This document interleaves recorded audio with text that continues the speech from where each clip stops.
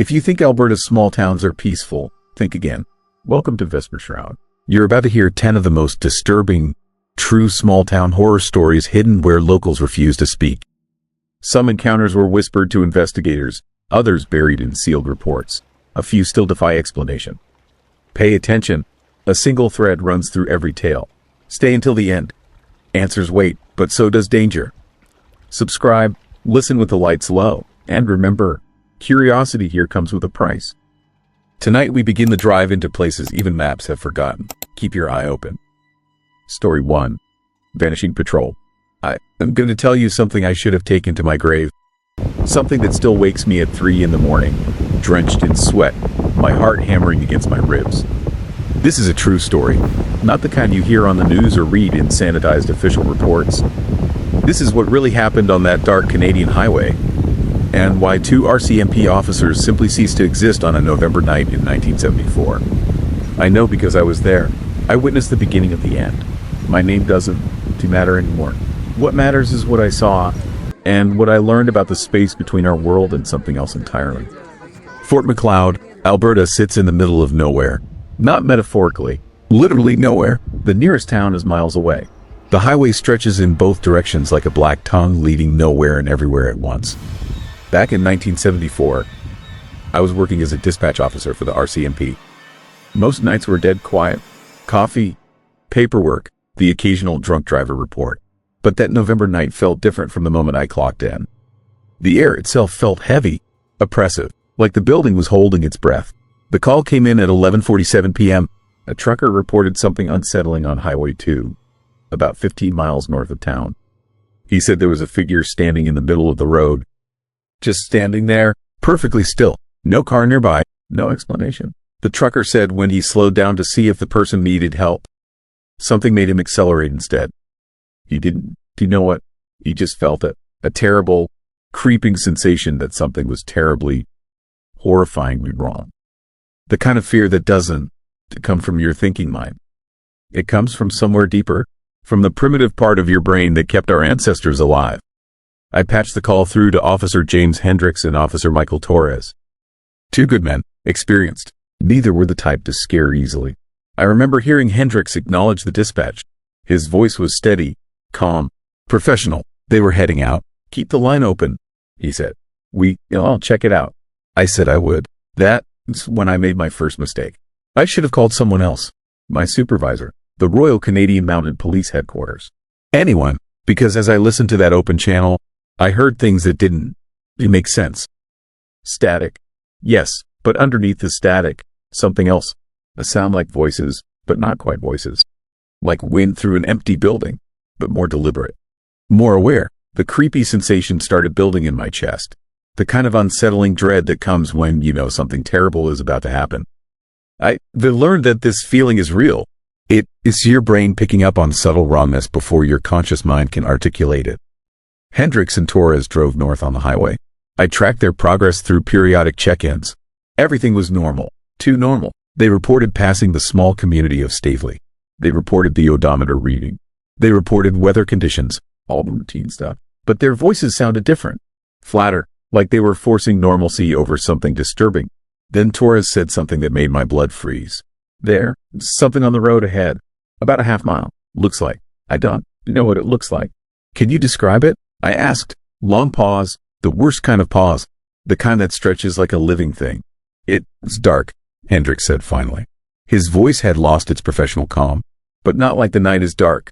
It's a different kind of dark. Like looking at a hole in the world. My hands were shaking as I gripped the receiver. The unsettling feeling in my chest had become pure, crystalline fear. I told them to proceed with caution. Told them I was monitoring. Told them backup could be there in 15 minutes if needed. Backup, Torres repeated, and I heard something in his voice that terrified me more than his words. It was resignation, like he already knew that backup wouldn't matter. The open channel filled with static again. But underneath, that sound persisted. The sound like voices that weren't quite voices. The sound like something breathing on the other end of reality. I can still hear it sometimes when I'm trying to sleep. They were getting closer to the dark place on the road. I could tell because their engine sounds changed. They were slowing down. They were scared, though neither would admit it over the radio. Fear has a signature, even filtered through electronics. You can hear it. It's in the slight hitching of breath. It's in the way your voice gets smaller, despite trying to sound big. Hendricks made contact with the dark shape again. He said it was moving. Not walking, moving in a way that movement shouldn't work. Like it was folding through space rather than traveling through it. Like the distance between its current position and where it needed to be wasn't measured in regular space.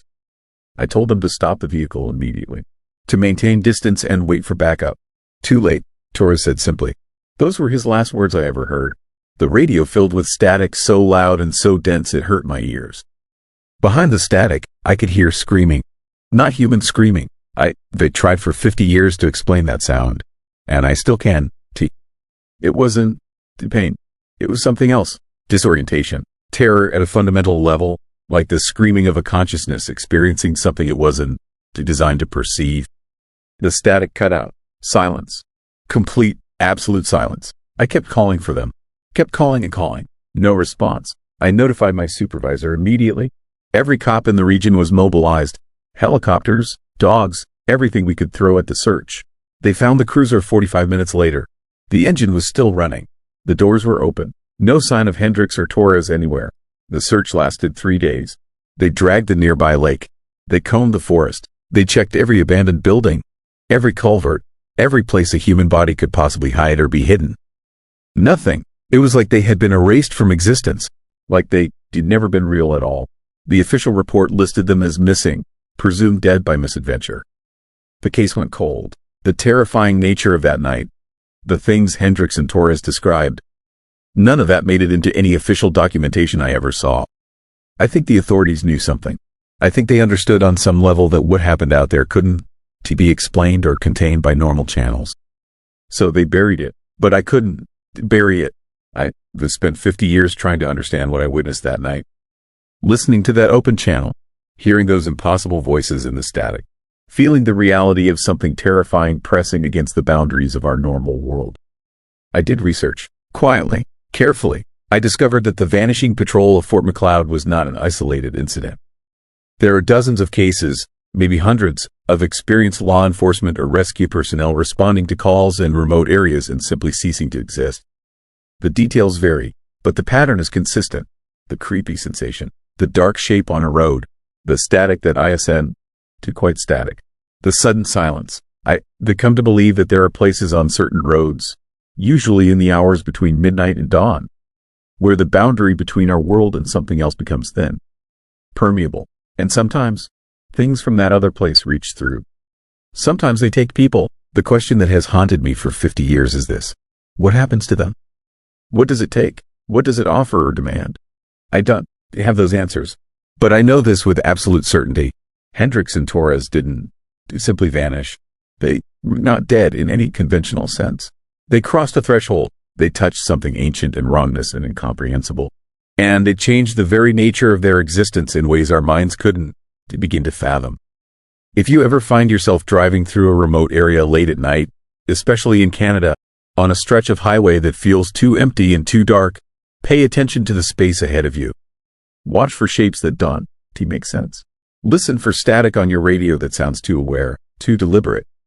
And if you feel that creeping sensation, that primitive fear that tells you something is terribly wrong, don't ignore it. Trust your instincts, because Hendricks and Torres didn't. And the last thing I heard from them was their screaming as they crossed into a darkness that no living thing is meant to experience. That highway is still there. The same road stretches north from Fort McLeod. I drove it once, years later, during daylight. Even in the afternoon sun, it felt haunted, oppressive, like the road itself was aware of what had happened there, like the earth remembered. I turned around before I'd gone 10 miles.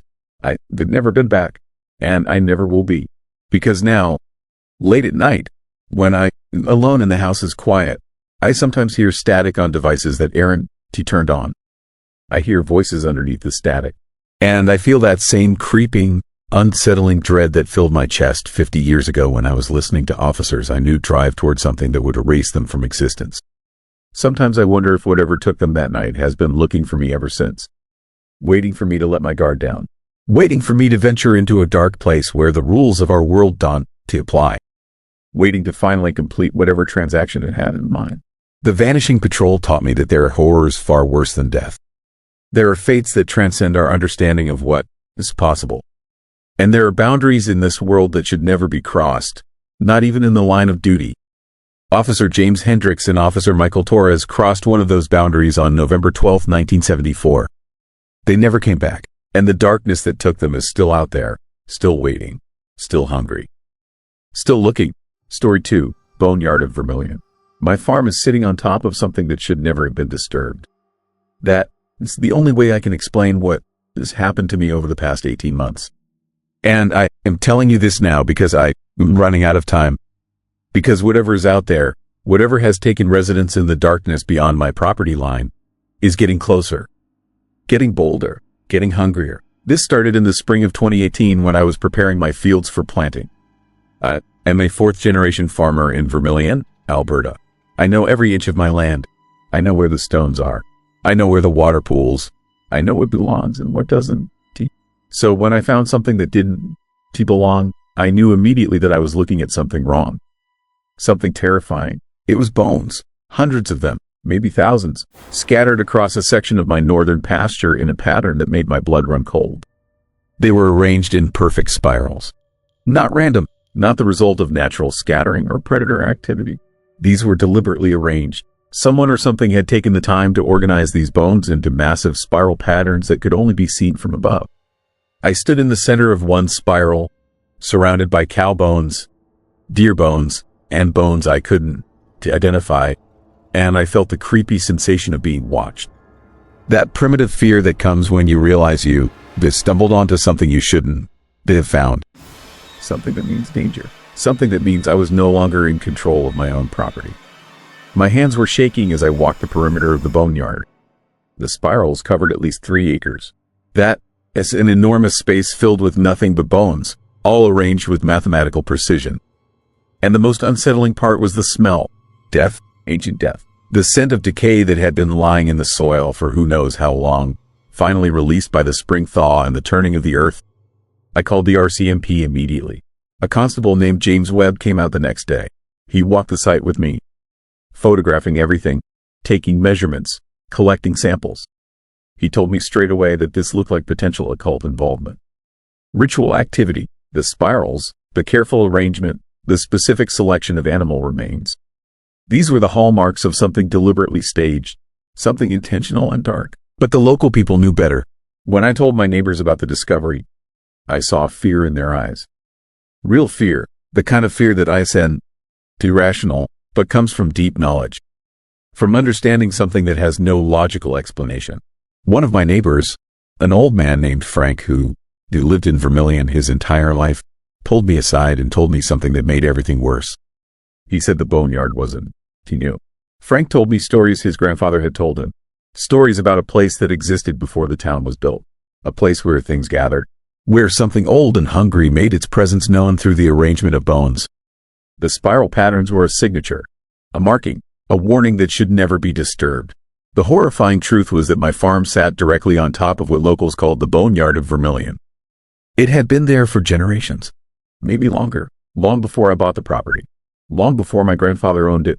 It was older than the town itself. And somehow, over decades of farming and building and living on this land, we had forgotten about it. We had buried the knowledge of it under crops and memories and the busy work of survival. The RCMP investigation went nowhere. They brought in specialists, occult experts. They took the bones for analysis. The findings came back inconclusive. The bones were old. Some were very old. Some seemed older than others in ways that shouldn't be possible. There were indications of ritualistic arrangement, but no evidence of recent activity. The case was closed. Webb told me there was nothing to worry about. It was probably teenagers, he said. A prank from years past. But I knew better. The eerie feeling that had settled into my bones didn't fade after the investigation ended. If anything, it got stronger, more intense, more real. The first sign that something was actually happening came in late May. I found my cattle behaving strangely. They were refusing to enter the northern pasture. They would approach the fence line and then panic, turning back, running toward the barn. Their eyes were wide with fear. Their behavior was erratic and disturbing in a way that cattle shouldn't be. Animals sense things we can. TC. They understand danger at a level that our rational minds have evolved past. Then I found the first animal, a deer, placed deliberately in the center of my barn, not dead in the conventional sense. It was positioned as if it were sleeping, but its body was cold. Had been cold for hours. There was no blood, no sign of how it died or how it got into my locked barn. It was simply there, arranged, positioned like a message. The nightmare quality of that discovery couldn't be overstated. My barn is secure, no gaps in the walls. The door locks from the inside. Nobody could have gotten in without me knowing. Yet something had placed that deer there while I slept. Something that could move through locked spaces. Something that understood how to create a message. I burned the deer's body. I didn't call the police again. I knew what they would say. Coyotes, predators, natural explanations. But this wasn't natural. This was intentional. This was something communicating with me through the language of death. Over the summer, the disturbances increased. My tools would go missing from the shed, only to appear again in different configurations. My fences would be damaged in ways that seemed deliberate, forming patterns similar to the spirals in the boneyard. My dogs refused to venture past a certain point on my property. They would stand at an invisible line and bark at nothing, their hackles raised, their fear palpable and genuine. And the sound started. At night, I would hear scratching, dragging, the sound of something moving through my fields. It wasn't the normal sounds of nocturnal animals. It was methodical, purposeful. It sounded like something was digging, collecting, arranging. The chilling reality of what was happening began to take shape in my mind. Whatever was out there, whatever had existed in the boneyard long before my family owned this land, it was awake. It was active. It was aware of me. I started to research the history of Vermilion. I went to the local library and asked about old records. The librarian, a woman named Margaret, knew exactly what I was asking about. She brought me old newspapers, articles from the 1920s, stories about farmers finding bones on their land, stories about livestock dying in inexplicable ways, stories about people going missing in the surrounding forests. The most horrifying article was from 1923. A farmer had discovered bones similar to the ones on my property. He reported them to the authorities. Within 2 weeks, his family was found dead in their home, all arranged in a spiral pattern. The official cause was a gas leak, but the photographs attached to the article told a different story. The bodies were positioned, deliberate, arranged by something that understood human anatomy and the symbolic power of spirals. The investigation was closed within days. Records were sealed. The farm was burned to the ground by the local sheriff himself. The disturbing knowledge of what had happened was buried along with everything else. I understood then what I was dealing with. This wasn't occult activity. This wasn't teenagers playing pranks. This was something older, something that had existed in this region long before human settlement, something that expressed itself through the arrangement of bones, something that was territorial, something that had been awakened by my discovery of the boneyard. The autumn brought escalation. I found dead animals arranged on my porch, a rabbit in the shape of a cross, a crow positioned with its wings spread wide, a calf lying in my driveway, its body forming the center of another spiral made from smaller bones that I couldn't identify. The terrifying realization was that this was a progression. It was starting with smaller animals, building toward something larger, building toward me. I considered leaving, abandoning the farm, but I knew instinctively that wouldn't help. Whatever this was, it had marked me. It had acknowledged my presence. It wouldn't let me leave so easily. Running would only make it hunt me. So I stayed. I prepared. I researched everything I could find about the history of the land. I learned about the indigenous peoples who lived here before settlement. I learned about their warnings, their stories about the place where bones gather, the eerie legends about something that existed before them, something that predated human civilization itself. The locals wouldn't talk about it. They would only say that some places are better left alone. Some things are better forgotten. Some knowledge should stay buried. But I had already disturbed the knowledge. I had already woken what was sleeping. The winter came early and harsh. My farm became isolated. The nearest neighbor is 3 miles away. When the snow piled up, the roads became impassable.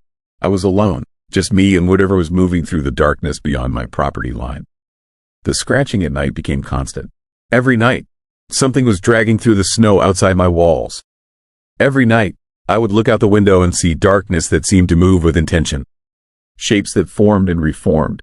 Shadows that didn't correspond to any natural light source. In January, I found the first human bone. It was placed on my back step. A femur. Old bone, bleached by time, but undeniably human. And carved into its surface were symbols, spirals within spirals, patterns that hurt to look at because they seemed to shift and move. That is when I truly understood my situation. Whatever was doing this, whatever was expressing itself through the arrangement of bones, it was showing me what it had done. It was showing me the history of its hunger, the long lineage of human bones it had gathered over decades, centuries, maybe longer. I am writing this in February. It's getting worse. The sounds are closer now. Some nights, I swear I can hear it pressing against the walls of my house. Circling, measuring, deciding. The animals are all gone now. They abandoned my farm entirely, sensing what is coming. And I know what is coming. I can feel it. The eerie certainty that my time is running out. That spring will come, and when it does, something in the ground will rise. Something will complete whatever process has been building since I discovered the boneyard. The horrifying truth is that I am going to become part of the spiral. I am going to join the collection of bones that marks this place. I am going to become a message, arranged with the same terrible precision as all the others.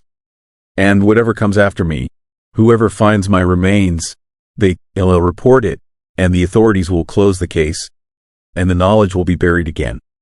And the boneyard will sleep. Until someone else disturbs it. Until someone else discovers something they shouldn't have. The creepy reality of living with this knowledge is that I can escape it. I can unsee what I've learned. I can unfeel the presence that has been growing stronger every day. I can ignore the terrible truth that some places should remain forgotten.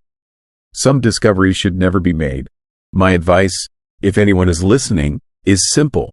If you a farmer in Vermilion, Alberta. If you preparing your fields and you find bones. If you find them arranged in spirals, leave them, cover them again. Dawn, to call anyone. Dawn, to investigate. Dawn, to disturb the darkness that sleeps beneath the soil. Because the boneyard of Vermilion is old and hungry and patient. And it remembers everyone who has ever disturbed its rest. I can hear it now, outside my window, scratching and dragging through the snow. I think it's time. I think the spiral is finally complete, and I am going to be the last bone arranged in its pattern before it sleeps again. God help whoever wakes it next. Story 3. Blairmore Mine Screams. I heard the screams before I even reached the entrance. That should have been my first warning to turn around. The sound carried across the Alberta wilderness like nothing I had ever experienced. It was not wind. It was not animals. These were human voices. Dozens of them, crying out from somewhere deep beneath the earth. The horrifying part was that the Bellevue mine had been sealed shut for over a century. My name does not matter anymore. What matters is what I found in those tunnels, and why I can never sleep without hearing those voices again. I had driven 12 hours from Denver to reach the Crow's Nest Pass region, chasing a story about the Blairmore mine disasters. As a documentary producer specializing in American ghost towns and forgotten tragedies, I thought I understood scary places. I had explored abandoned prisons, walked through burned-out asylums, spent nights in supposedly haunted hotels across the Midwest. Nothing had ever truly frightened me. I treated every creepy legend with healthy skepticism, always finding rational explanations for the eerie sounds and disturbing shadows that others claimed to witness. The Bellevue mine was different from the start. The local motel owner in the small mountain town tried to talk me out of going. She was a weathered woman in her 60s, the kind who had seen enough of life to know when something was genuinely wrong. When I mentioned my plans to explore the sealed mine entrance, her face went pale. The mine has been crying for 3 weeks straight, she said, her hands shaking as she handed me the room key. Every night, the whole town hears it. Some folks say it is just the wind finding new cracks in the rock. But I have lived here 42 years, and I know the difference between wind and horror. I smiled politely, thinking she was playing up local color for the tourist. I had heard similar warnings 100 times before. Every forgotten place in America had its dark legends, its unsettling tales designed to keep people away or draw them in, depending on the town, its economic needs. But that night, lying in my motel bed, I heard them too. The screams started at exactly 3:17 in the morning. I know because I checked my phone, thinking my alarm had malfunctioned. The sound seemed to come from everywhere and nowhere at once. Dozens of male voices, crying out in terror and agony. Their words impossible to distinguish, but their fear absolutely clear. The chilling noise rose and fell like waves, sometimes fading to whispers, sometimes swelling to a horrifying chorus that made my chest tighten with primal dread. I sat up in the darkness of my room, every hair on my body standing on end. The nightmare sounds continued for nearly 20 minutes before slowly fading into silence. When they finally stopped, the quiet that followed felt worse somehow, like the pause between lightning and thunder when, something terrible is coming. The next morning, everyone in the town looked exhausted. I saw it in the checkout line at the small grocery store, in the faces of the people pumping gas, in the tired eyes of the waitress who served me breakfast. Nobody spoke about the screams directly, but the fear hung in the air like smoke. I spent the day researching at the local historical society, a cramped building that smelled of old paper and dust. The records told a story more disturbing than I had anticipated. The Bellevue mine disaster of 1910 had killed 31 miners in a massive explosion caused by coal dust ignition. But the truly unsettling detail was what happened 3 days after the initial tragedy. A rescue crew of 12 men had descended into the unstable tunnels to search for survivors. None of them ever came back up. Their bodies were never recovered. The mine owners, fearing more cave-ins and facing mounting pressure, had simply sealed the entrance with concrete and steel, entombing the rescue crew somewhere in the darkness below. For over 100 years, those men had remained down there in the suffocating black, lost in a maze of collapsed tunnels and poisoned air. The historical records also mentioned something else, something the town had tried to forget. In the weeks following the sealing of the mine, several residents reported hearing voices coming from beneath the ground. Miners working in nearby shafts claimed to hear their dead colleagues calling for help through the rock walls.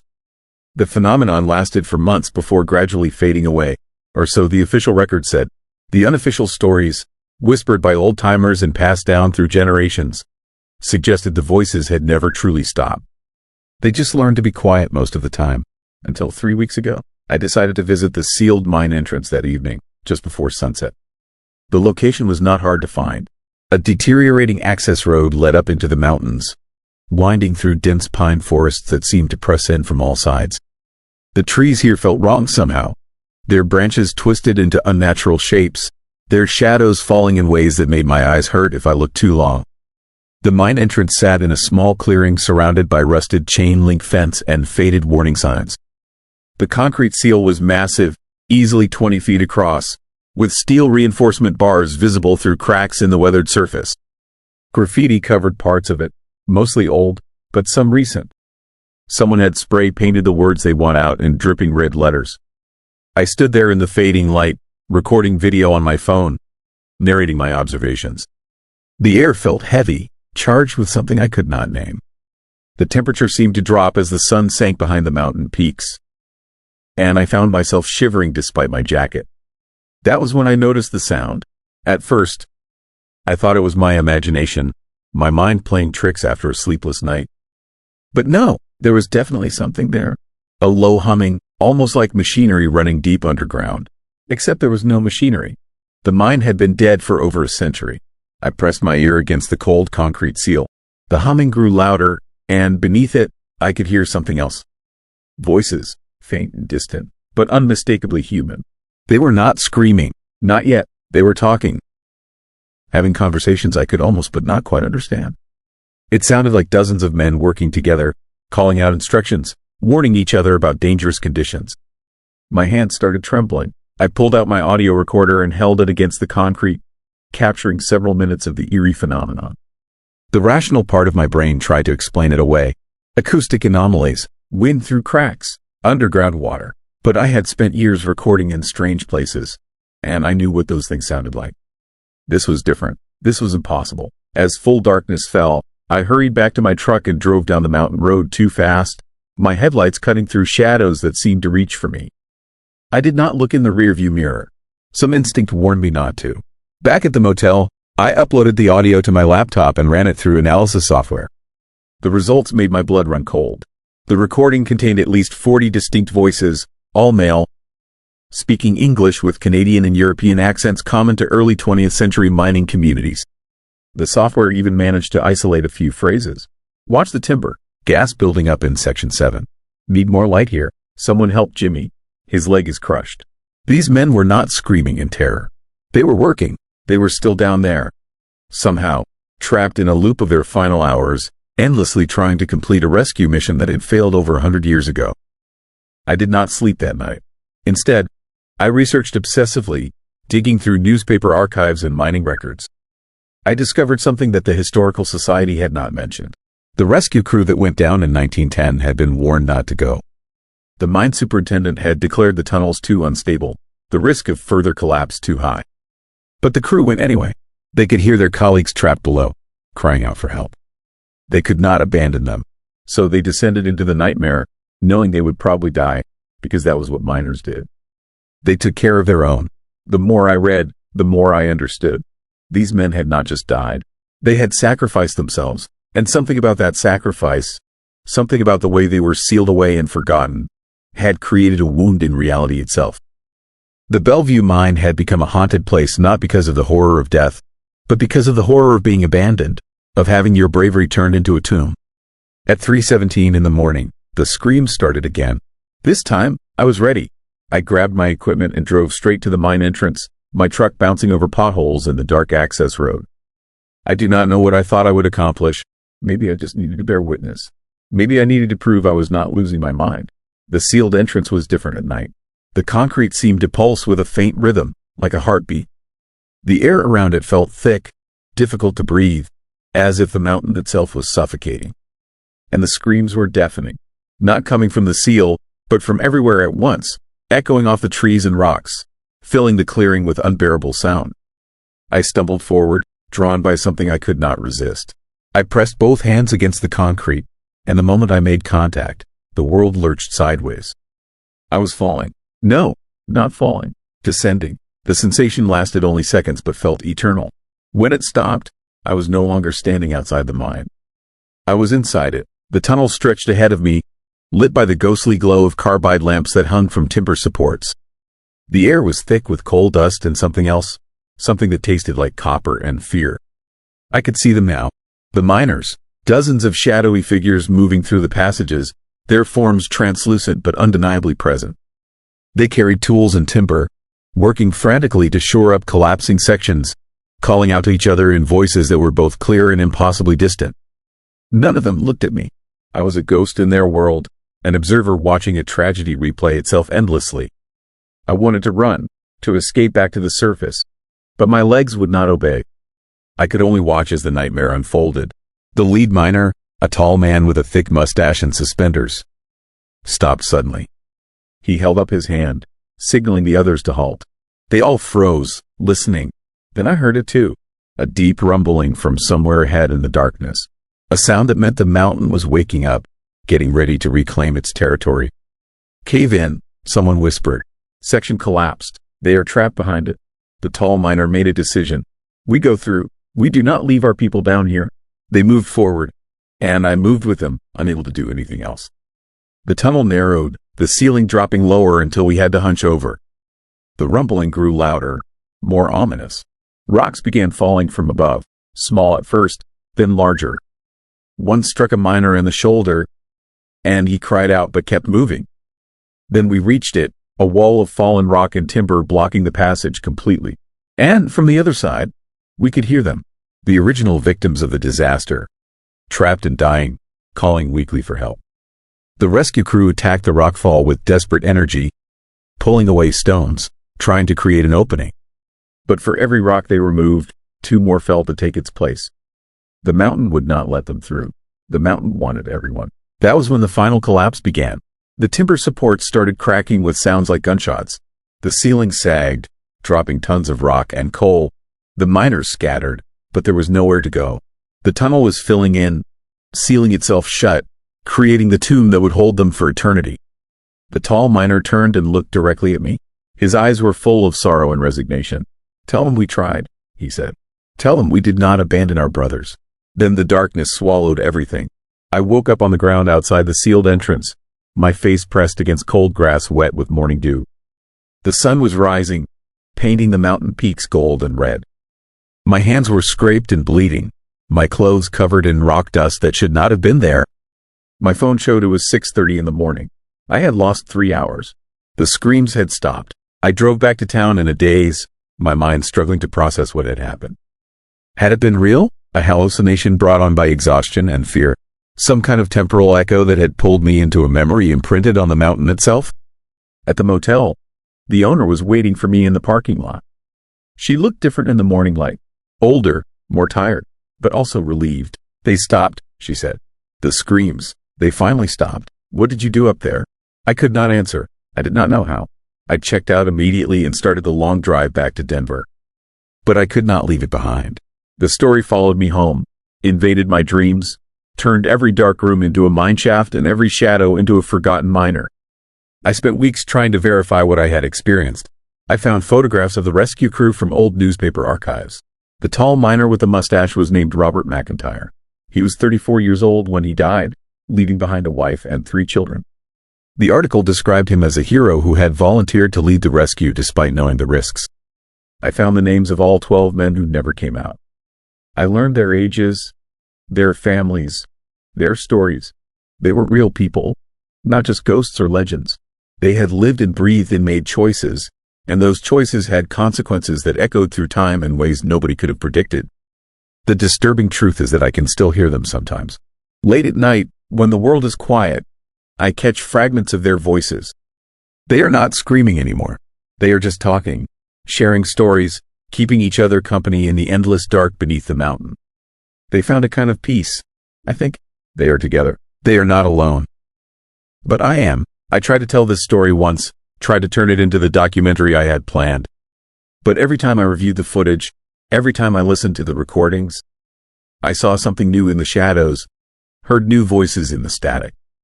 The mind did not want to be documented. It wanted to be left alone. So I am leaving it alone. I am putting these words out into the world as a warning and a confession.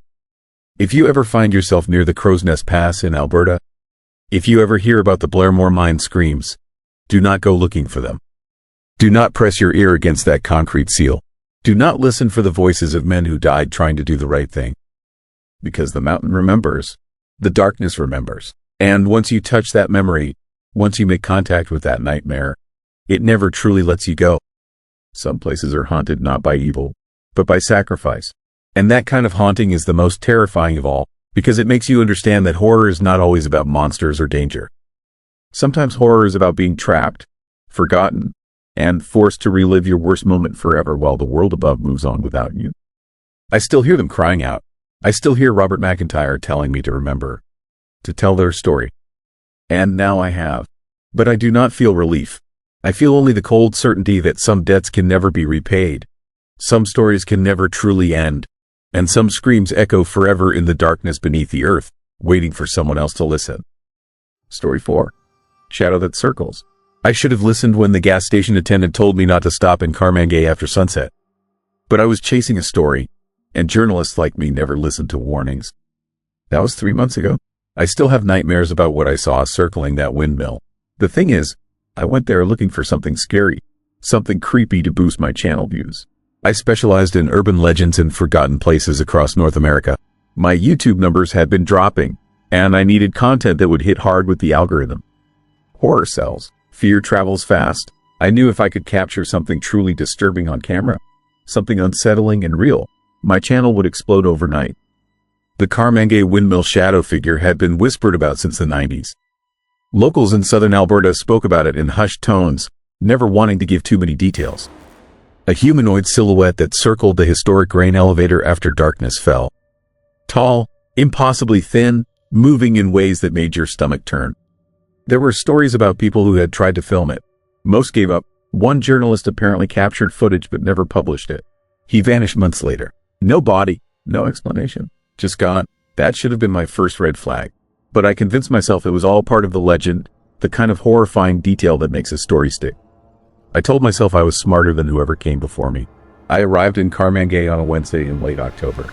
The town was barely a town anymore, just a handful of buildings scattered along Highway 3, dying slowly like so many prairie settlements. The grain elevator stood at the edge of everything, a towering wooden relic from another era. In daylight, it looked almost noble, a monument to agriculture and hard work. But as the sun started dropping toward the horizon, painting the sky in shades of blood orange and purple, the The structure changed. Shadows grew longer. The wind picked up, making the old wood creak and groan. I set up my camera equipment near the base of the elevator, mounting my main camera on a tripod and keeping a handheld for closer shots. My plan was simple: capture whatever appeared after dark, narrate the experience in real time, and upload the raw footage. Authenticity mattered to my audience. They could smell fake content from miles away. This needed to feel real because it would be real. The temperature dropped fast once the sun disappeared. That is normal for the prairie in autumn, but this felt different. The cold seemed to press against my skin, invasive and deliberate. I pulled my jacket tighter and checked my equipment. Everything was recording. The grain elevator loomed above me, a dark mass against the darkening sky. I could hear the wind moving through the gaps in the wooden walls, producing a low moan that set my nerves on edge. Then I heard it, footsteps, not the crunch of gravel or the scuff of boots, something else, a sliding, dragging sound, like something heavy being pulled across concrete. My heart started pounding. I grabbed my handheld camera and turned toward the noise. Nothing, just darkness and the skeletal outline of the grain elevator. The sound came again, circling around to my left.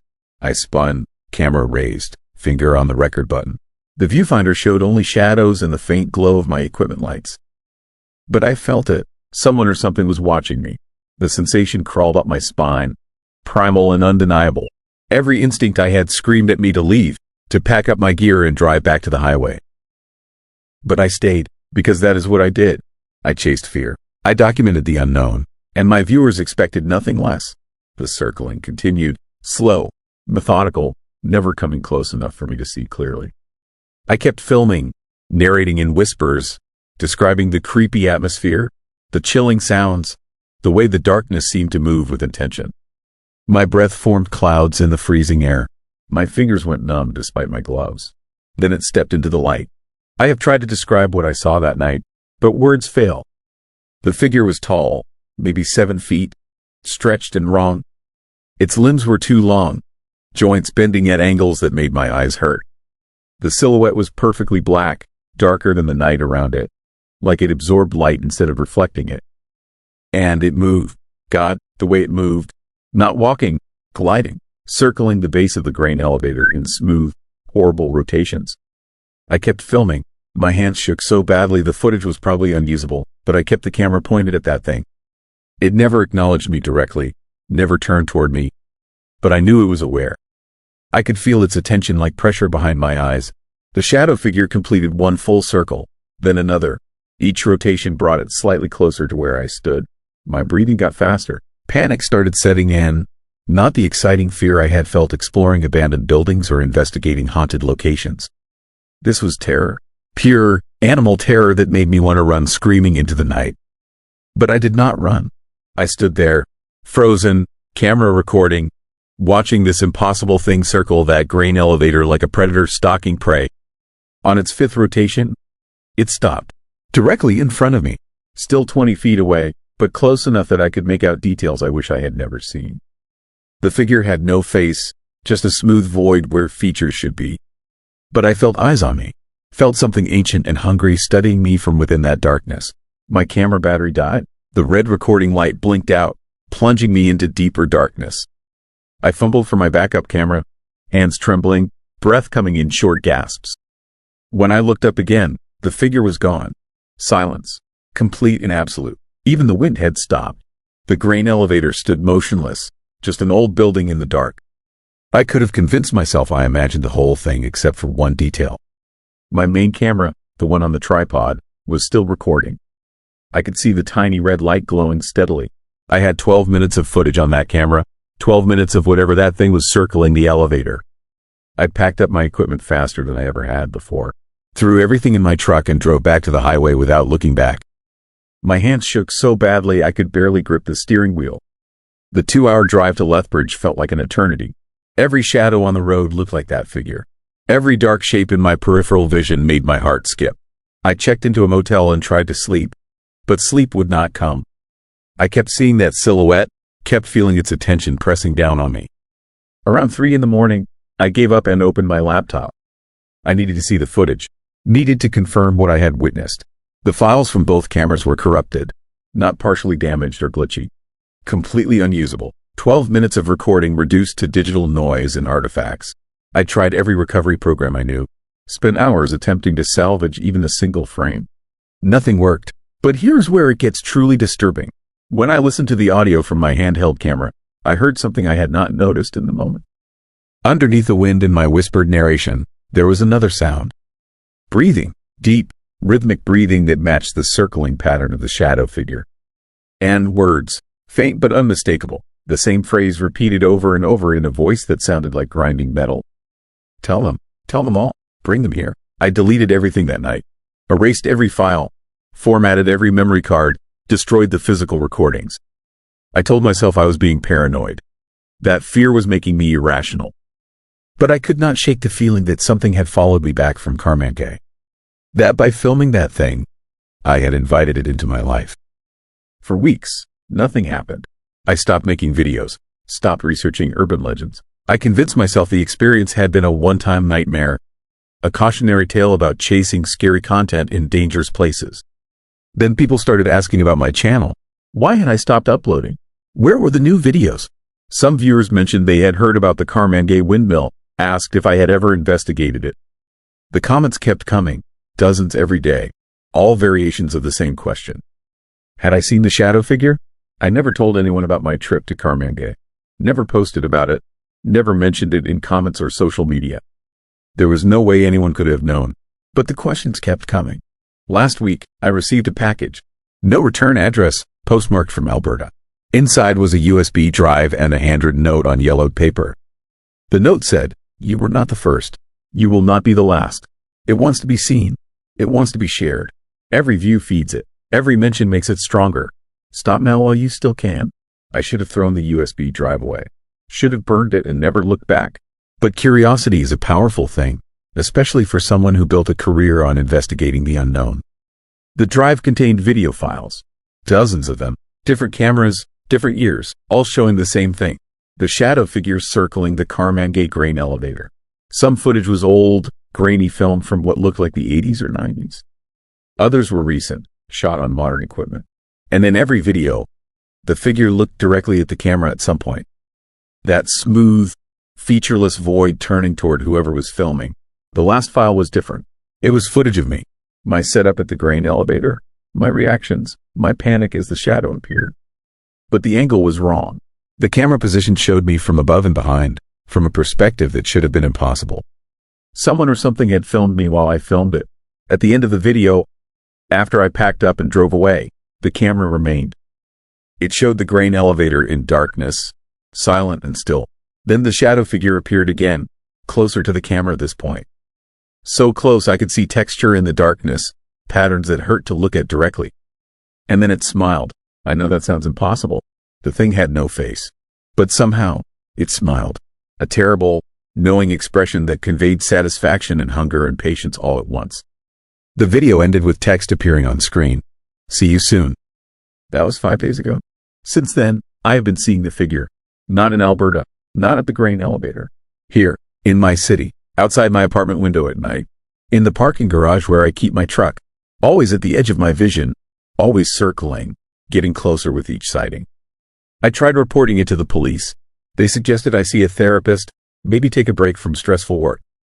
I tried reaching out to other paranormal investigators, people who might understand. Most ignored me. One wrote back with a single sentence. "Stop talking about it and maybe it will forget you." But I cannot stop, because I finally understand what that thing is and what it wants. The Carmangay shadow figure is not a ghost or a monster. It is something older, something that feeds on attention and fear. Every story told about it makes it stronger. Every video filmed, every article written, every conversation whispered in dark corners gives it more power. And I fell right into its trap. I went there looking for scary content. I wanted something horrifying and creepy that would terrify my audience. I wanted views and clicks and engagement. I got exactly what I asked for. Now it wants payment. It wants me to share what I saw, to tell the story, to post the videos, to spread the legend further. Every share would feed it. Every view would make it more real. And I know that if I refuse, if I stay silent, it will simply take what it wants anyway. So here I am, telling you this story, warning you, the Carmangay shadow figure is real. It circles that grain elevator every night, waiting for the next person curious enough or foolish enough to go looking for it. And once you see it, once you acknowledge its existence, it sees you too. I am leaving town tomorrow, driving east, as far as I can get from Alberta. Maybe distance will help. Maybe it cannot follow beyond a certain range. But I doubt it, because late last night, I looked out my bedroom window and saw it standing in the parking lot below. Just standing there, waiting. And here's the truly chilling part, the detail that keeps me awake every night. It was not alone anymore. There were others with it. Tall, stretched silhouettes standing perfectly still in the darkness. And I recognized some of them. The shapes, the way they stood. They looked like people from the videos on that USB drive. The journalist who vanished, the others who had filmed the shadow over the years. They were all there, transformed, circling, waiting for the next person to join them. I do not know how much time I have left. The figure appears closer every night, and the distance between sightings grows shorter. Soon there will be nowhere left to run, nowhere to hide. It will circle me the way it circles that grain elevator, patient and relentless, until I become just another shadow in the darkness. If you are hearing this, if my story reached you, do me one favor. Do not go looking for the Carmangay shadow figure.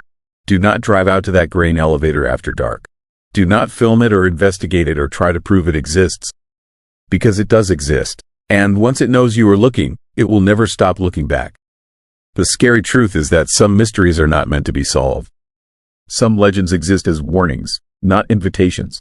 And some things in the darkness should stay forgotten. I learned that lesson too late. Do not make the same mistake I did. Story 5. Forgotten Children of Frank Slide. I need to tell you something that happened to me that never told another living soul. Not my wife, not my priest, nobody, but I am old now, and the weight of this secret is becoming too heavy to carry alone.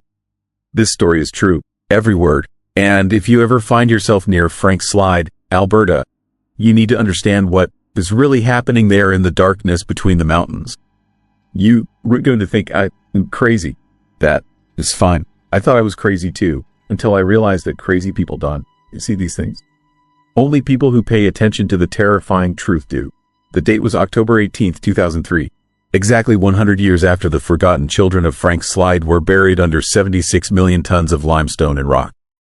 Most people don't know about that disaster. It is not taught in schools anymore. The rock slide that destroyed the coal mining town happened on the morning of April 29, 1903. The mountain simply came down, buried everything, killed dozens of people. But it was the children that haunted the place. The children who never made it to safety. I was driving through that area on a late-night road trip from Calgary to the coast. I made this drive 100 times before. Nothing scary about it, just a straight shot through Alberta farmland and foothills. I was making good time, feeling fine, the radio playing softly, my headlights cutting through the darkness ahead. Around midnight, I passed through the outskirts of the town that exists near the old Frank Slide disaster site. The population sign said about 1,000 people.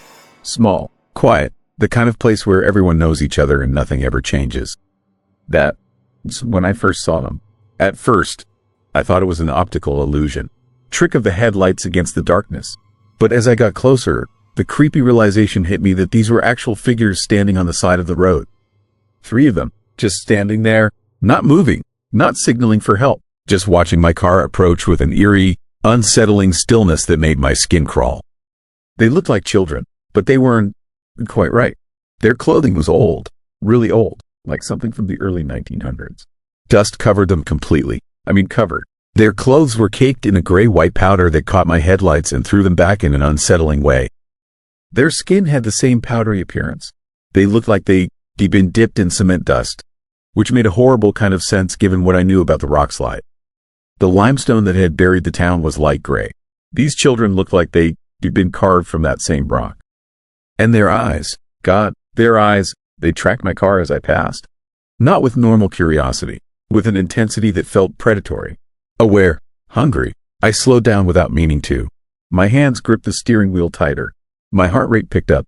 Every instinct in my body was screaming at me to look away, to keep driving, to not engage with whatever these things were. My survival instinct was activated at a level one didn't existed. This was more than fear. This was primal terror, the kind of fear that exists before language, before thought, pure and ancient. I was looking at something that shouldn't exist. The creepy sensation in my chest intensified as I passed them. I could see their heads turn, still watching, still tracking. The road ahead suddenly seemed too dark. The forest on both sides felt too close. The night pressed against my windshield like something alive and aware. I accelerated. My foot pushed down on the gas pedal harder than I meant to, and my truck lurched forward into the darkness. I didn't see anything else unusual for several miles, but something had changed. The terrifying reality of what I witnessed was settling into my mind like poison. These weren't the homeless people. They weren't the kids playing a prank. The powdery dust that covered them, the old-fashioned clothing, the way they moved, the way they looked at me. None of it was human. Not in the way human means anymore. Then my headlights began to flicker. Just a slight dimming, like the battery was dying. But my truck was running fine. The engine sounded normal. The gauges were all reading correctly. Yet the lights continued that unsettling, rhythmic pulse. Bright, then dim, then bright again.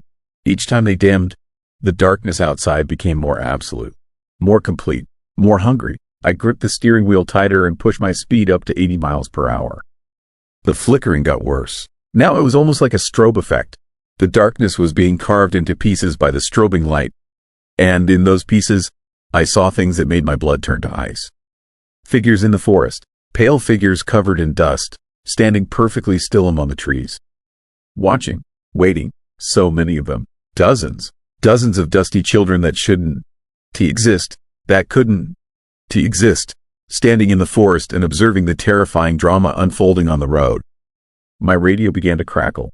Not the normal static you hear between stations. This was something else. A deliberate crackling, like something was trying to communicate through the electronics. The frequency shifted on its own, cycling rapidly through stations. I heard fragments of things. A voice singing a lullaby from the 20s. Static that sounded almost like whispering. A sound that might have been children laughing, but twisted, distorted, wrong. The disturbing sensation of being watched intensified beyond anything I'd ever experienced. I could feel their attention on my vehicle. Not just the ones I'd seen on the road, but all of them. The ones in the forest. The ones that must have been everywhere. In the darkness, surrounding me. All of their awareness focused on my moving vehicle like a weight pressing down from all directions. My headlights died completely. For 3 seconds, maybe 4, I was driving through absolute darkness. No light, no visibility, just the sound of my engine and the horrible, chilling sound of that radio static that almost sounded like voices. My hands were shaking so badly I could barely control the steering wheel. Every rational thought in my head was screaming that I was going to crash, that I was going to die, that these things in the darkness were going to do something terrible to me. Then my headlights exploded back to life, brighter than they'd ever been. So bright they burned. The sudden illumination revealed the road ahead, and what I saw in that blinding moment of clarity made me understand what real horror truly means. The road was lined with them, both sides, standing in perfect rows. Dozens and dozens of forgotten children, all covered in that terrible gray dust, all facing my direction, all with their heads slightly tilted in that unnatural, wrong way that nothing human could achieve. And they were moving toward the road, toward my vehicle, stepping forward in synchronized, jerking movements that violated every law of human locomotion. I screamed. I actually screamed out loud in my truck, and I jammed my foot down on the accelerator. My truck leapt forward. The forgotten children didn't scatter. They didn't react with fear or surprise. They simply turned as my vehicle passed, their movements synchronized, their eyes tracking, their presence creating a hallway of terror that I drove through at over 100 miles per hour. Behind me, the power on the entire stretch of road exploded. I saw it happen in my rearview mirror. Every streetlight, every building light, every light source in a span of at least 2 miles simply shut off simultaneously. The darkness that descended was so complete, so absolute, that it looked like a physical wall of black. And I could see movement within that darkness. Shapes, figures, the unsettling and terrifying forms of dozens of children moving through the lightless night. I drove for 15 more miles without slowing down. My headlights continued to burn brightly, almost painfully bright, as if they were burning themselves out in panic. The radio continued its creepy cacophony of broken voices and distorted sounds. Every few minutes, I see dust on my windshield. Not rain, dust, fine, gray limestone dust appearing on the glass from nowhere, collecting slowly, like something was trying to cover my vision. Finally, I saw lights in the distance. A town, civilization, light. I drove toward it as fast as my truck could manage, and as I crossed some invisible boundary, my headlights returned to normal. The radio cut to a clear station. The dust on my windshield vanished. It was like I'd be passed through a membrane of reality back into the normal world. I never stopped to ask directions or clarify what I'd seen. I just kept driving until I reached the coast, found a motel, and locked myself in a room where I spent 3 days trying to understand what had happened to me. The terrifying truth was that I couldn't understand it. There is no rational explanation for what I experienced. It's only the horrifying reality that there is something wrong with that place. Something that has nothing to do with normal fears and everything to do with the eerie, nightmarish intersection between our world and something much older, much darker, much more aware. I did research after that night. Quietly, carefully, I learned about the forgotten children of Frank Slide. In 1903, a massive rock slide killed 76 people in the coal mining town, but the exact numbers of the dead were never completely documented. There were whispers of children unaccounted for, entire families listed in the confusion of the disaster that probably didn't survive. But there were also reports, going back decades, of sightings on the edge of town roads.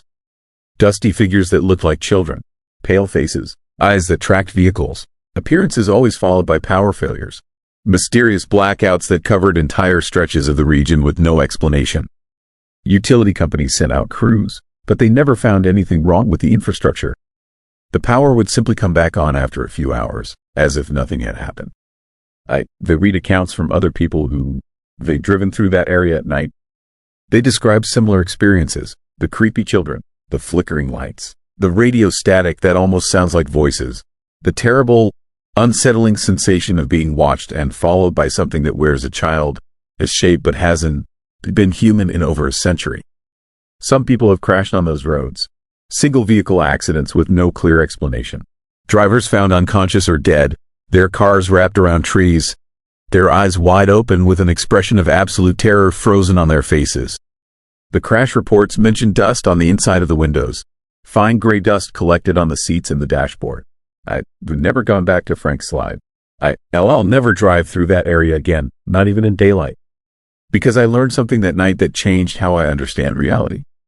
The world is not what we think it is. There are places where the boundary between the living and the dead becomes thin. Where tragedy has soaked so deeply into the earth that it warps the very nature of existence. The forgotten children of Frank Slide weren't buried by that rock slide. They were transformed by it, trapped in the moment of destruction, stuck in a terrible loop of that 1903 moment, replaying over and over, becoming more and more aware, more and more hungry, more and more disturbing with each passing year. And they were still there. They still stand on the roads at night. They still cover themselves in dust. They still watch the vehicles that pass through their territory. They still cause the power failures. They were still trying to communicate through the static. And they were still doing whatever it is that entity of forgotten tragedy does when it brushes against the living world. That stretch of road near Frank Slide is different now. Even in daylight, if you pay attention, you can feel it. The oppressive atmosphere, the sense that you were being observed, the eerie wrongness that permeates everything. And at night, when the forgotten children walk, they were not looking for help. They were not trying to be rescued. They were searching for something else, something that only another person can provide, something that will free them from their terrible, dusty prison. I think about those children sometimes, not with sympathy, but with a horrifying understanding of what they become. They were innocent once. They were scared, buried alive in the darkness, suffocating under tons of stone. But over a century, fear and death and isolation transformed them into something else. Something chilling and terrifying and aware. The scariest part, that they exist. It is that I could see in their eyes that they remember being human. That somewhere deep inside those dusty forms and pale faces, there is still a spark of something that remembers what it felt like to be alive. And that memory, that terrible, heartbreaking memory of humanity, has twisted into something dark and hungry and dangerous. If you ever find yourself driving through Frank Slide at night, trust your instincts. If the lights begin to flicker, if the radio starts to crackle with that eerie, unsettling static, If you see dusty figures standing on the roadside, keep driving. Dawn, to slow down. Dawn, to look back. Dawn, to acknowledge them. Because they are the forgotten children, and they never forgive being forgotten. The mountain took them over 100 years ago, but they were still looking for their way back to the world of the living. And every night, they were still trying, still reaching, still waiting for someone to stop their vehicle, to roll down their window, to let them in. Dawn, to be that person. Because once they've seen them, they witness their terrible, creepy truth, they never really let you go. You carry them with you. In the darkness, in the static, in the feeling of being watched that never quite fades away. I'm 73 years old now. I've lived a full life, but I've spent every night for the past 20 years listening to the darkness, waiting to hear that static again. Part of me knows that one day, I'll close my eyes and I'll wake up on that road. And this time, I want to drive past them. This time, I'll finally be ready to face what they become. And maybe, just maybe, I'll finally understand what the forgotten children have been trying to tell us all along. Story 6. Stettler Train Whistle. I heard the train whistle 3 times before I understood what it meant. By then, it was already too late to run. My name is David Keller, and I am a crime podcaster from Seattle. 2 months ago, I drove across the Canadian border chasing a story that should have stayed buried. The Stettler Train Whistle murder case. 5 brutal homicides in the summer of 1978, all within a 10-mile radius of Stettler, Alberta. The case remains unsolved. What makes it truly terrifying is the detail the police never released to the public. Every single witness reported hearing a train whistle moments before each attack. Sharp, clear, unmistakable. The problem? The railway tracks running through Stettler had been inactive since 1972. No trains, no whistle, no explanation. I arrived in Stettler on a gray October afternoon. Population 3,000. 1 Main Street. The kind of prairie town where everyone knows everyone and strangers are noticed immediately. I checked into the Stettler Inn, a sagging 2-story motel that smelled like cigarettes and old carpet. The woman at the desk looked at me with suspicion when I mentioned the 1978 murders. She did not say much, just slid me a key and muttered that some history should stay history. Her hands trembled as she spoke. That trembling told me everything I needed to know. This town was still scared. The murders happened over 6 weeks. The first victim was a high school teacher named Raymond Holt, found beaten to death behind the old grain elevator.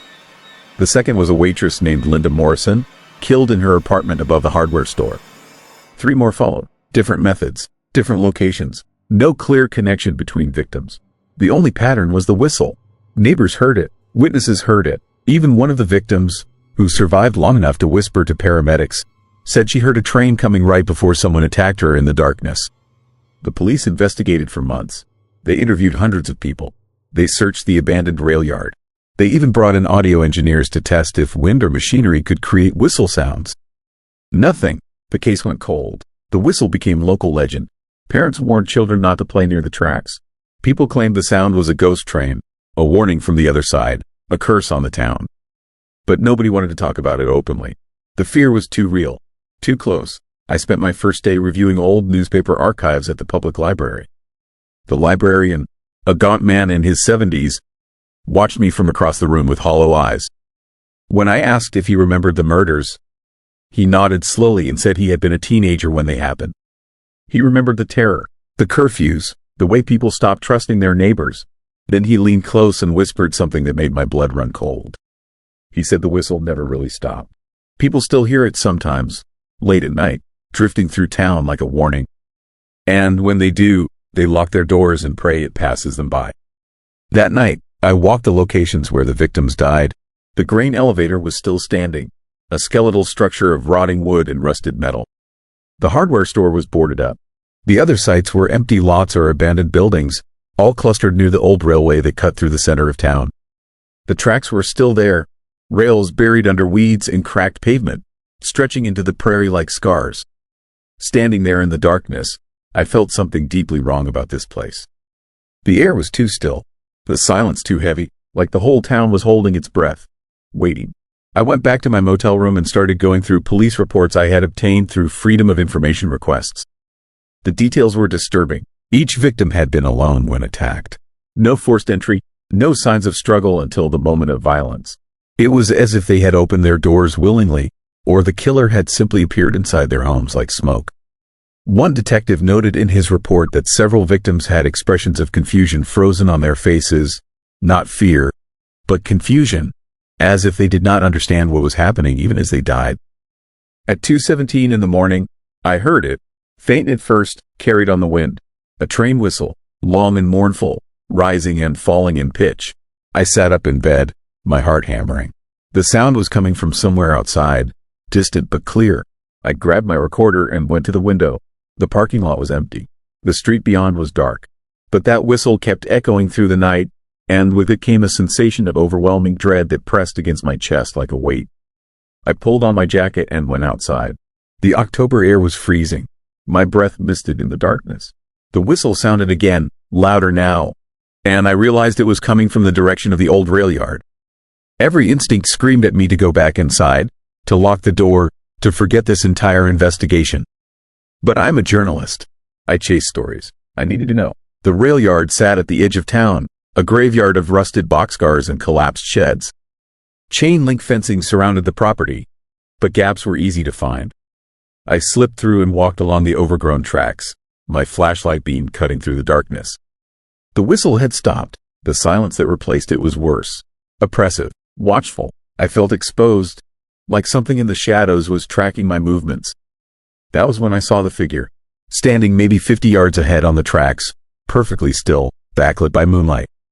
Human-shaped but wrong somehow.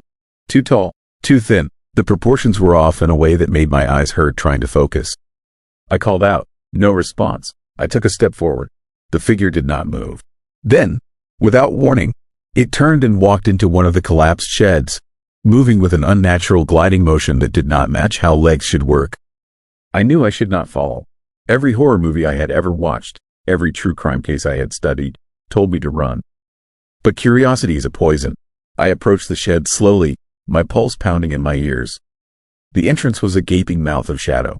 I aimed my flashlight inside and saw nothing but debris and broken timbers. No figure, no footprints in the dust. Nothing to indicate anyone had been there at all.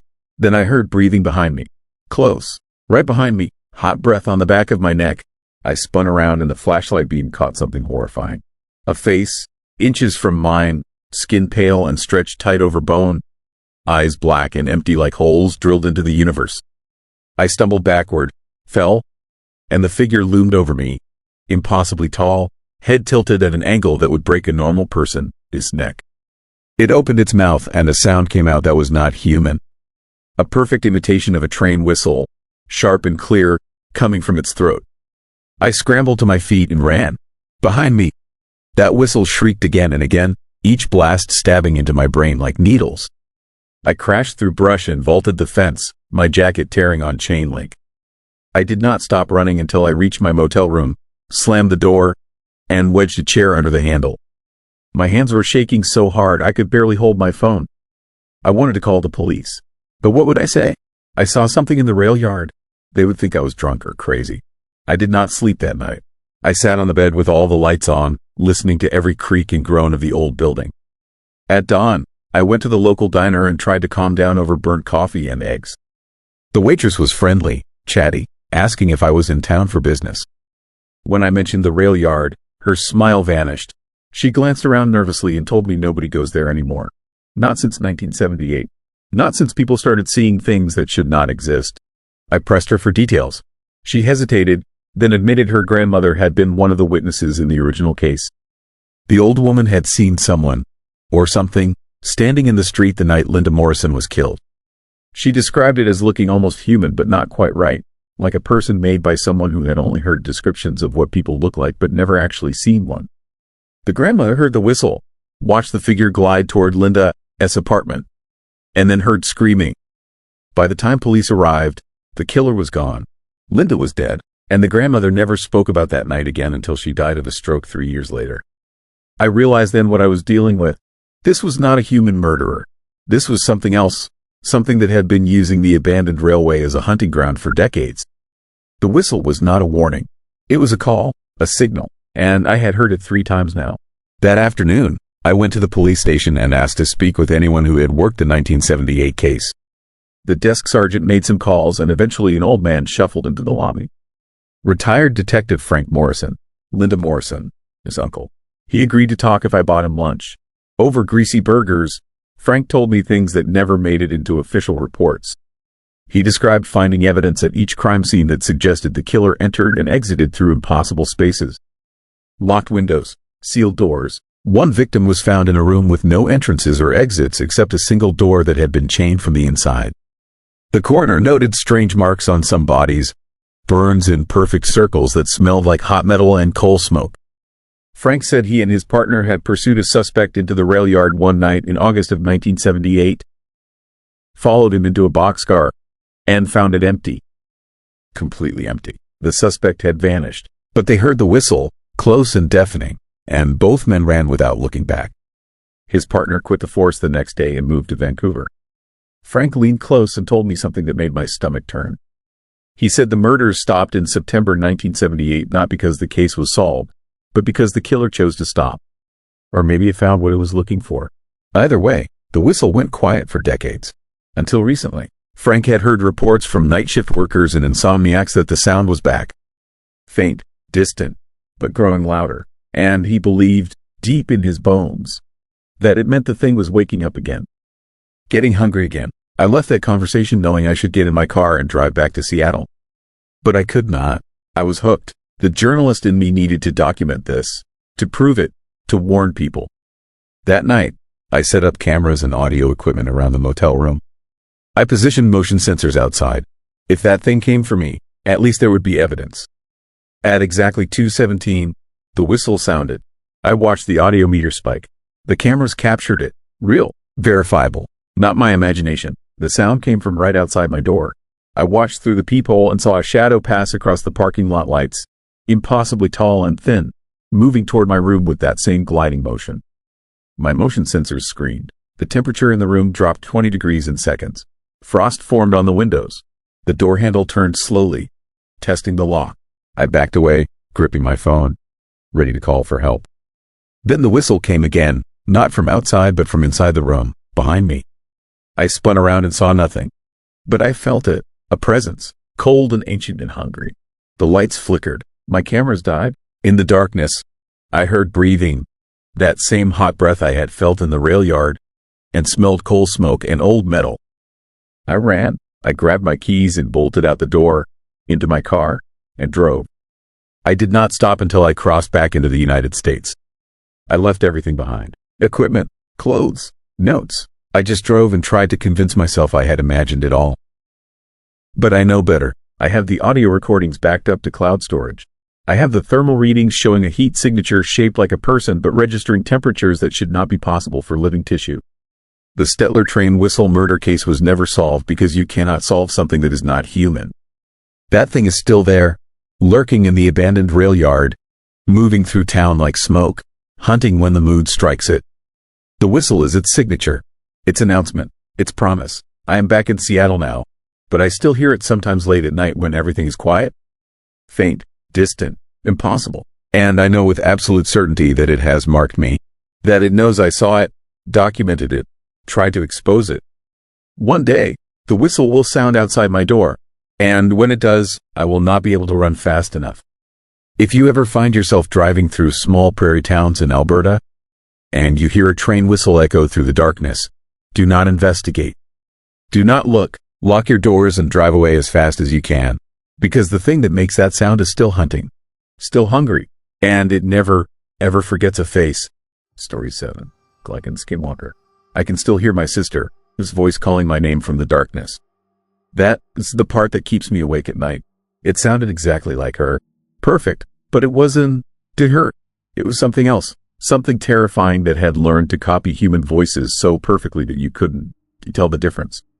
And if I had stepped outside that night to answer that call, I would be gone. Just like the others. This happened in Glycan, Alberta, about 15 miles east of Calgary. I was visiting my family for the first time in 3 years. I moved away for work, gotten caught up in city life, and lost touch with my rural roots. My sister Sarah had invited me back for a weekend. Simple family time, nothing scary, nothing unusual, I had no idea I was walking into a nightmare based on Blackfoot legends that most people had forgotten. The first sign something was wrong came on my second night. I was staying in my childhood bedroom. The house was quiet. My parents were asleep. My sister was in her room across the hall. Around 2 in the morning, I heard someone calling my name. It was Sarah's voice. Clear, unmistakable. She was calling from outside, near the back fence. She sounded scared, like something was wrong, like she needed help. My first instinct was to jump out of bed and run outside. She was my sister. If she was in danger, I had to help. But something stopped me. Something deep in my brain that recognized wrongness. The eerie sensation that something was not right. I went to the window instead and looked out into the darkness. I couldn't see anything. Just the black outline of the prairie stretching toward the horizon. The fence, the old barn, emptiness. But I could still hear her voice calling my name. Over and over, getting more desperate, more frightened. I woke my parents. I told them Sarah was outside screaming. My father went to her room and found her asleep in her bed. She had been asleep the entire time. She hadn't left her room. She hadn't called out. And yet I had heard her voice with absolute clarity calling from the darkness outside. The terrifying realization hit me then. Something was mimicking my sister's voice. Something was trying to lure me outside into the prairie. Something was using the most effective bait possible. Family, trust, the instinct to help someone you love. My father was visibly shaken. He made coffee and we sat in the kitchen while the night pressed against the windows. He told me stories he'd never mentioned before. Local stories about the Gleichen skinwalker sightings. Tales that had been passed down from the Blackfoot people. Warnings about a creature that existed in the prairie. A thing that could copy voices. That could imitate the people you loved most. That hunted at night, luring victims into the darkness. He said 3 people had disappeared in the area over the past 5 years. All young, all healthy, all gone without a trace. The official reports blamed accidents or voluntary disappearances. But the locals knew better. They knew about the skinwalker. They knew about the voice copying. They knew that this eerie phenomenon was responsible. My father had hoped it was just legend. Just old stories told to scare children. But he heard the warnings from neighbors. He heard the fear in their voices when they talked about nighttime sounds. About hearing loved ones calling from the darkness. About the horrifying uncertainty of whether to answer those calls. Over the next 2 nights, the calls continued. Each night, I heard different voices. My mother calling from the back fence. My nephew from the front porch. An old friend from high school I hadn't spoken to in years, calling my name with a tone of desperate need. Each time, the voice was perfect. The inflection, the accent, the particular way that person spoke. Everything was exact. But I never went outside. I learned the pattern. I understood what was happening. The creature was testing me, studying me, learning what voices would be most effective at drawing me into the prairie. Each night, it was trying a new approach, getting closer, getting more sophisticated. The chilling part was that I couldn't stop my body from responding to those calls. Even knowing what they were, even understanding intellectually that it was a trick, my heart would race.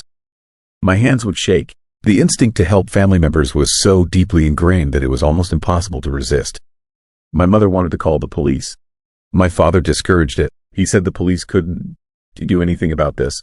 This wasn't their jurisdiction. This was something older, something that predated human law. The Blackfoot people had been dealing with this creature for hundreds of years. They had protocols, protections, knowledge that modern society had rejected and forgotten. The 4th night was when things escalated. I was lying in bed, expecting to hear the calls again, preparing myself mentally to resist them. But this time, something different happened. I heard a knock on my window. Not the glass breaking, just a knock, like something was tapping on the pane. I looked outside and saw a figure standing in the darkness. It was wearing a shape, human shape, but the proportions were wrong. The posture was wrong. The way it moved was unsettling and terrifying in a way I couldn't articulate. It knocked again, and then it spoke. It used my sister's voice to ask me to open the window. It said it needed help. It said something was wrong. It said my name over and over in a voice so perfectly mimicked that I almost opened that window. Almost, I screamed. I actually screamed out loud in terror. My parents came running. By the time they reached my room and turned on the lights, the figure was gone. Vanished into the darkness like it had never been there. I packed my things and left the next morning. I couldn't stay any longer. The psychological strain of constantly second-guessing reality, of never knowing if the voices I heard were real or tricks, was becoming unbearable. My family understood. They knew about the creature. They lived with the knowledge of its presence. They had built their lives around avoiding it. But before I left, my father told me something that made the horrifying nightmare quality of the situation even worse. He said the creature didn't just disappear if you refused to answer its calls. He said it would eventually try something else. It would escalate. It would find ways to force you outside. And once you were in the prairie, once you were alone in the darkness with no protection, it would take you. The Glycan skinwalker sightings are real. The creature exists. It is based on Blackfoot legends that are thousands of years old. The indigenous people who have lived on this land for millennia understood what lived here. They understood its nature, they understood its hunting methods, and they passed that knowledge down through generations. When European settlement came to Alberta, that knowledge was dismissed as superstition, ignored, forgotten, and now the creature hunts freely in the darkness, using voices to lure victims, using the trust we place in family to draw us into danger, using the simple human instinct to help others against us. I didn't go back to Glycan for many years, but I did research. I found old accounts, stories from trappers in the 1800s, documentation of disappearances that couldn't be explained. All of them centered on the prairie around Glycan, all of them preceded by reports of strange voices in the darkness. The terrifying truth is that the creature is still active. People still disappear. The scary reality is that it is becoming bolder, more aggressive. It is learning from each encounter. It is studying us, improving its imitation. And with each passing year, it is getting better at copying voices, getting better at mimicking the people we love. They've spoken with other people who experienced the Glycan skinwalker phenomenon. Their stories are all similar. The calls in the darkness, the perfect imitation of loved ones' voices, the overwhelming urge to go outside and help, the terrifying moment when they realize the danger. Some of them made it through that night. Others did not. The ones who didn't answer the calls live with constant paranoia. They never answer their phones after dark. They never step outside without checking the shadows first. They live with the knowledge that the creature is still out there, still hunting, still waiting for someone to make a mistake. The ones who did answer the calls simply vanished. Their families never found them. The authorities gave up searching. The bodies were never recovered. It is as if the prairie simply swallowed them whole, and whatever took them decided it was finished. I moved to a different province. I built a new life far away from Glycan, but I still lock my doors at night. I still jump at unexpected sounds. I still feel the eerie sensation that something is watching me, waiting, because here is the horrible truth that keeps me awake. The creature isn't limited to Glycan. The Blackfoot legends talk about skinwalkers across the entire region, across Alberta, across the prairies. The phenomenon might be strongest in Glycan, but it exists in other places too. Other lonely stretches of highway, other small towns surrounded by darkness, which means my family isn't safe. Which means if I ever go back, if I ever step outside after sunset, the creature will find me. It will have spent years studying my voice, learning my patterns, understanding exactly how to manipulate me. And it will succeed. The creepy reality of living with this knowledge is that I can warn other people without sounding insane. I can explain to strangers what is hunting in the darkness of Glycan without being dismissed as delusional. So I stay silent. I live with the fear. I avoid the prairies. I avoid the darkness. And I wait for the night when I might hear my own voice calling to me from the shadows. When the creature has learned to copy me perfectly. When it decides it is time to try a different approach. That night terrifies me more than anything else. Because when I hear my own voice calling from the darkness, I want to be able to resist. I'll go outside. I'll walk into the prairie. And I'll finally understand what happened to the others. The Glycan skinwalker is still hunting, still learning, still waiting, and it never forgets a voice. Story 8. Egg that watches. The birds started falling from the sky 3 days after I installed the monitoring equipment near Vegreville, this giant egg. Not a few birds, hundreds of them, dead starlings and crows littering the ground in a perfect circle around the monument. Their eyes burned out from the inside. The electromagnetic readings I captured that morning should not exist in nature. Something horrifying is living inside that tourist attraction, and I made the mistake of waking it up. My name is Robert Hayes. I am an electrical engineer from Minneapolis who specializes in detecting electromagnetic anomalies. Power plants, radio towers, anything that produces unusual field patterns. It is boring work usually, but it pays well and takes me to interesting places. When the town of Vegreville contacted me about strange readings near their famous Easter egg monument, I thought it would be a simple job. Identify the source, recommend some shielding, collect my fee. I had no idea what I was really walking into. No clue about the evil that has been growing under that massive aluminum structure for decades. The Vegreville egg is hard to miss. It sits right off Highway 16 in Alberta, a giant pasenka standing 3 stories tall, covered in thousands of triangular aluminum panels arranged in traditional Ukrainian folk patterns. It was built in 1975 to honor Ukrainian settlement in the area. Tourists stop to take photos. Kids climb on the base. It is supposed to be a cheerful symbol of cultural heritage, but there is nothing cheerful about what happens around that egg after dark. I arrived in Vegreville on a Tuesday in late October. Small prairie town, maybe 5,000 people. The kind of place where everyone knows everyone and outsiders are noticed immediately. The mayor met me at the town hall and explained the situation. Over the past 6 months, electronic devices had been malfunctioning within a quarter mile of the egg. Cell phones dying instantly, car batteries draining, even pacemakers showing irregular readings. 2 elderly residents had collapsed near the monument and been rushed to the hospital. More disturbing were the animal deaths. Dogs refusing to go near the egg, whining and pulling away when walked past it. Cats found dead in the parking area, no visible injuries, just dead. And birds. Dozens of birds every week, dropping from the air around the monument like they had been swatted down by an invisible hand. The mayor was worried about tourism and liability. He wanted me to find a scientific explanation, something that could be fixed with equipment and engineering. I told him I would set up monitoring gear and have answers within a week. I should have left the moment I saw the egg up close. Should have trusted the sick feeling in my gut when I stood in its shadow. The monument looked wrong somehow, like the geometry of it created angles that hurt to look at directly. The aluminum panels reflected sunlight in ways that made my eyes water. And the air around it felt heavy, charged with static electricity that made the hair on my arms stand up. But I am a professional. I set up electromagnetic field detectors, spectrometers, cameras with night vision. A complete monitoring station positioned 30 yards from the base of the egg, all equipment running on battery power to avoid any interference from the power grid. Everything was recording data by sunset. I stayed in a motel on the edge of town and checked my equipment remotely through the night. For hours, nothing unusual appeared.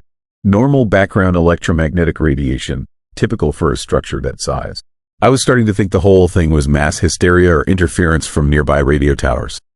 Then, at 3:17 in the morning, all my detectors redlined simultaneously. Electromagnetic spikes so intense they should have fried my equipment. Frequencies that do not occur naturally, pulses that matched no known source. The readings lasted for exactly 17 seconds, then dropped back to normal. I drove out to the monument immediately, arriving just before 4. The parking area was empty, the egg illuminated by a single streetlight that flickered and buzzed. As I approached my equipment, I noticed the silence. Complete and absolute. No insects, no wind, nothing. Just dead air and that massive egg looming above me in the darkness. My cameras had captured something during the spike, not on the visible spectrum, but the infrared and ultraviolet sensors had picked up movement. Patterns of light swirling around the base of the egg, spiraling upward along its surface, concentrating at the top. The patterns looked almost biological, like something alive was crawling across the aluminum panels, pulsing with energy. I reviewed the data on my laptop, sitting in my car with the engine running and the doors locked. The electromagnetic signatures were impossible. They showed organized pulses, rhythmic patterns that suggested intention rather than random discharge. Whatever was generating these fields was doing it deliberately, following some kind of sequence or code. That is when I noticed the birds, dead ones scattered across the parking lot, dozens of them that had not been there an hour earlier. I got out and examined one with my flashlight. A crow, its feathers intact, no visible trauma. But when I looked at its eyes, I saw something that made my hands shake. The eyes were not just dead, they were melted, cooked from the inside like someone had microwaved the bird, his brain. The electromagnetic spike had killed them. Whatever pulsed out from that egg had enough power to boil living tissue. And if I had been standing next to my equipment when it happened, it would have done the same thing to me. I called the mayor first thing in the morning and told him we had a serious problem. The readings I captured showed energy levels that could be lethal to humans. The monument needed to be closed immediately, possibly torn down and examined. He listened quietly, then asked me to come to his office. When I arrived, 3 other people were waiting. Town council members, all older residents who had lived in Vegreville their entire lives. They did not seem surprised by my findings. Instead, they looked resigned, almost guilty. That is when they told me the truth. The animal deaths had been happening since the egg was built. Not constantly, but in cycles. Every few years, there would be a spike in strange occurrences. Dead birds, electronic failures, people reporting nightmares and sleep paralysis. The town had hired 7 different investigators over the decades. All of them found similar readings. None of them could explain the source. And every single one of them left town quickly, refusing to discuss what they had discovered. One investigator, back in 1988, claimed the egg was built on top of something. Some kind of geological formation or mineral deposit that generated electromagnetic fields. He recommended excavating beneath the monument to identify the source. The town council refused. The investigator pushed harder, threatened to go public. 2 weeks later, his car went off the road outside town.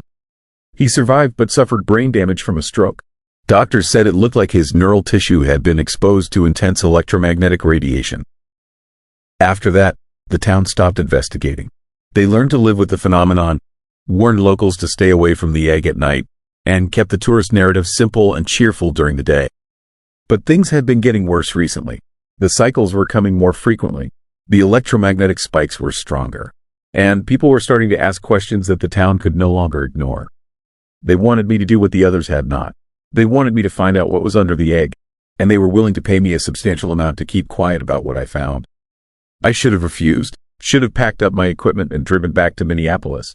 But curiosity is a powerful thing, and I needed to know what could generate those impossible electromagnetic signatures. That night, I went back to the monument with ground-penetrating radar equipment. If something was buried beneath the egg, I would find it. I worked quickly, scanning the area around the base, mapping what lay beneath the concrete foundation and prairie soil. What I found was deeply unsettling. There was a void under the egg, a chamber, roughly circular, about 20 feet across and 10 feet deep. It appeared to be natural, a cave or hollow in the bedrock. But the strange part was the material filling it. The radar showed something dense and metallic, but with a crystalline structure that did not match any known mineral or alloy. And it was hot, much hotter than the surrounding earth. Whatever was down there was generating heat and electromagnetic energy. I took my findings to the town council the next morning, showed them the radar images, explained that something unusual was definitely beneath the monument. They looked at each other with expressions I could not read, fear mixed with something else. Guilt, maybe, or shame. Finally, the mayor spoke. He told me the egg was not built on that spot by accident. When they were excavating for the foundation in 1974, they broke through into a natural cave. Inside, they found something the construction crew could not identify. A large crystalline formation, metallic and slightly luminous, embedded in the rock. It hummed with a low frequency that made people feel sick if they stood near it for too long. The engineers wanted to remove it, but an old woman in town, someone from the original Ukrainian settlement, told them to leave it alone. She called it a sleeping thing, something her grandmother had warned about. She said covering it and building something beautiful over it might keep it asleep. Disturbing it would be dangerous. The town decided to build the egg anyway. Used the design to hide what was beneath, turned a potential nightmare into a tourist attraction. For years, it seemed to work. The thing underground stayed quiet. But recently, it had been waking up, growing stronger, reaching out with electromagnetic pulses like it was testing the boundaries of its prison. I asked the obvious question. What was it? What were they keeping buried under that monument? The mayor had no answer. Just theories passed down through generations. Stories that sounded like folklore mixed with paranoia. Some said it was a meteorite with unusual properties. Others claimed it was something older, something that had been there long before humans settled the prairie. A few whispered that it was alive, or had been alive once, now trapped in a form between matter and energy. Whatever the truth, one thing was clear. The egg was not containing it anymore. The electromagnetic spikes were getting stronger each cycle. And eventually, something would break through. I left Vegreville that afternoon, told the mayor I needed to analyze my data further and would send my recommendations by email. But I had no intention of going back. Whatever was under that egg was beyond my expertise, beyond anything I wanted to be involved with. Let someone else deal with it. Let the town handle their own buried secret.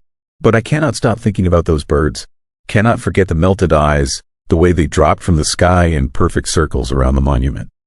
And I keep checking the news from Vegreville, watching for reports of stronger electromagnetic events or more unexplained deaths.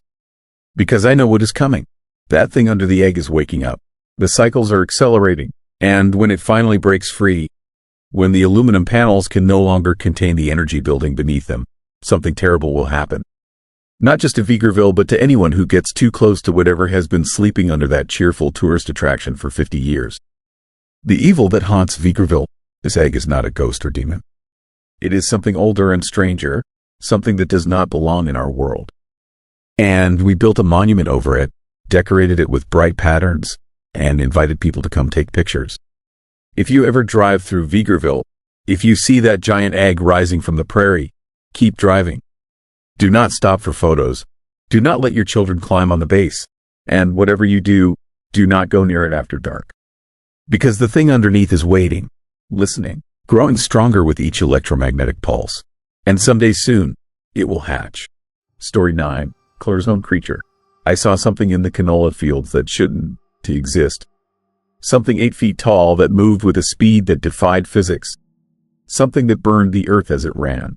And now that creature is still out there, still hunting, and I'm terrified it's going to come back for me. I am telling you this because you need to understand what is really happening in those fields near Claire's home, Alberta. And you need to know that whatever is out there doesn't follow the rules of nature. My name doesn't matter anymore. I was a farmhand working the canola harvest near Claire's home in late September 2016. Good job, hard work, simple life. I'd been working those fields for 5 seasons. I knew every inch of the property. I knew the rhythm of the work. I knew what belonged and what didn't. The Claire's home creature wasn't something that belonged. The first sign something was wrong came early one morning around 6 o'clock. I was preparing equipment in the shed when one of the other farmhands came running in, his face completely pale. He was gasping for breath. His hands were shaking. He said he'd seen something impossibly large moving between the canola rows. Something that wasn't human. I didn't believe him at first. I figured he had a bad dream or maybe spotted a moose and his mind had exaggerated it into something scarier. This is Alberta. Wildlife is common. Bears, moose, elk. But he kept insisting. He said it was too tall, too fast, too wrong. The eerie conviction in his voice made me take him seriously. I could see genuine terror in his eyes. We decided to check it out. We grabbed flashlights and walked into the field. The canola was chest high, golden in the early morning light. Beautiful in a way that farm work trains you not to appreciate because you were too focused on the job. But as we pushed through the rows, searching for tracks or evidence of whatever had spooked my coworker, I started to feel the creepy sensation of being watched. The primitive part of my brain was sending signals that something was wrong. Something dangerous was nearby. Then we found the burn. In the middle of the field, spanning about 30 feet, the canola was completely dead. Not broken or flattened, dead. The plants were blackened. The soil beneath them looked scorched. The chemical burn pattern was in a straight line running north through the field. Like something had run through the canola, and everything it touched was burning away. The terrifying realization hit me then. Whatever had run through this field wasn't natural. Whatever left that burn pattern was something other than anything we understood. Something that existed outside normal biology. The disturbing damage to the crops, the chemical nature of the burn, the unnatural pattern.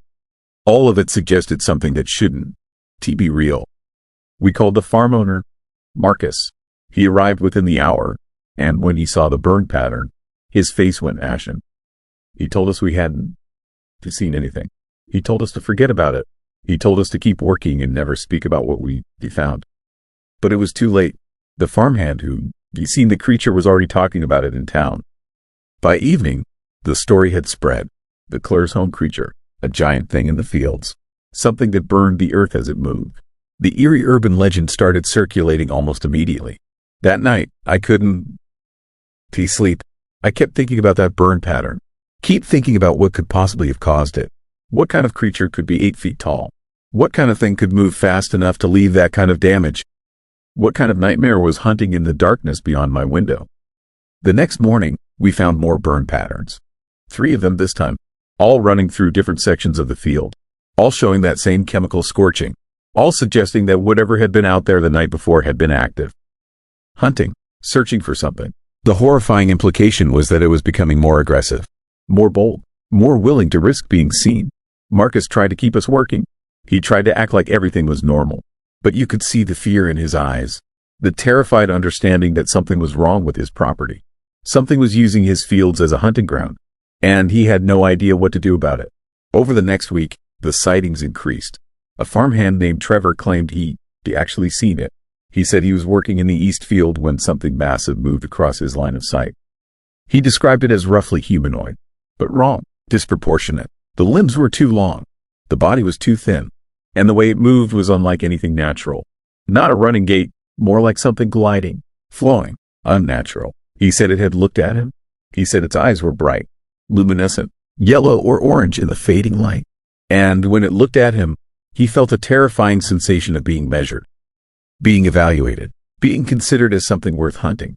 Trevor quit that day. He didn't come back. The chilling reality was that word was spreading. Other farmhands left. Workers refused to go into the fields. The harvest was falling behind. Marcus was becoming desperate. He contacted local authorities. He called animal control. He reached out to wildlife experts. And every single one of them told him the same thing. Whatever was in those fields, they couldn't do anything about it. There was no precedent for it. It didn't match any known species. The terrifying implication was that whatever was hunting in the Claresholm fields was unknown to science. I started researching the area. I went to the local library and started digging through old records.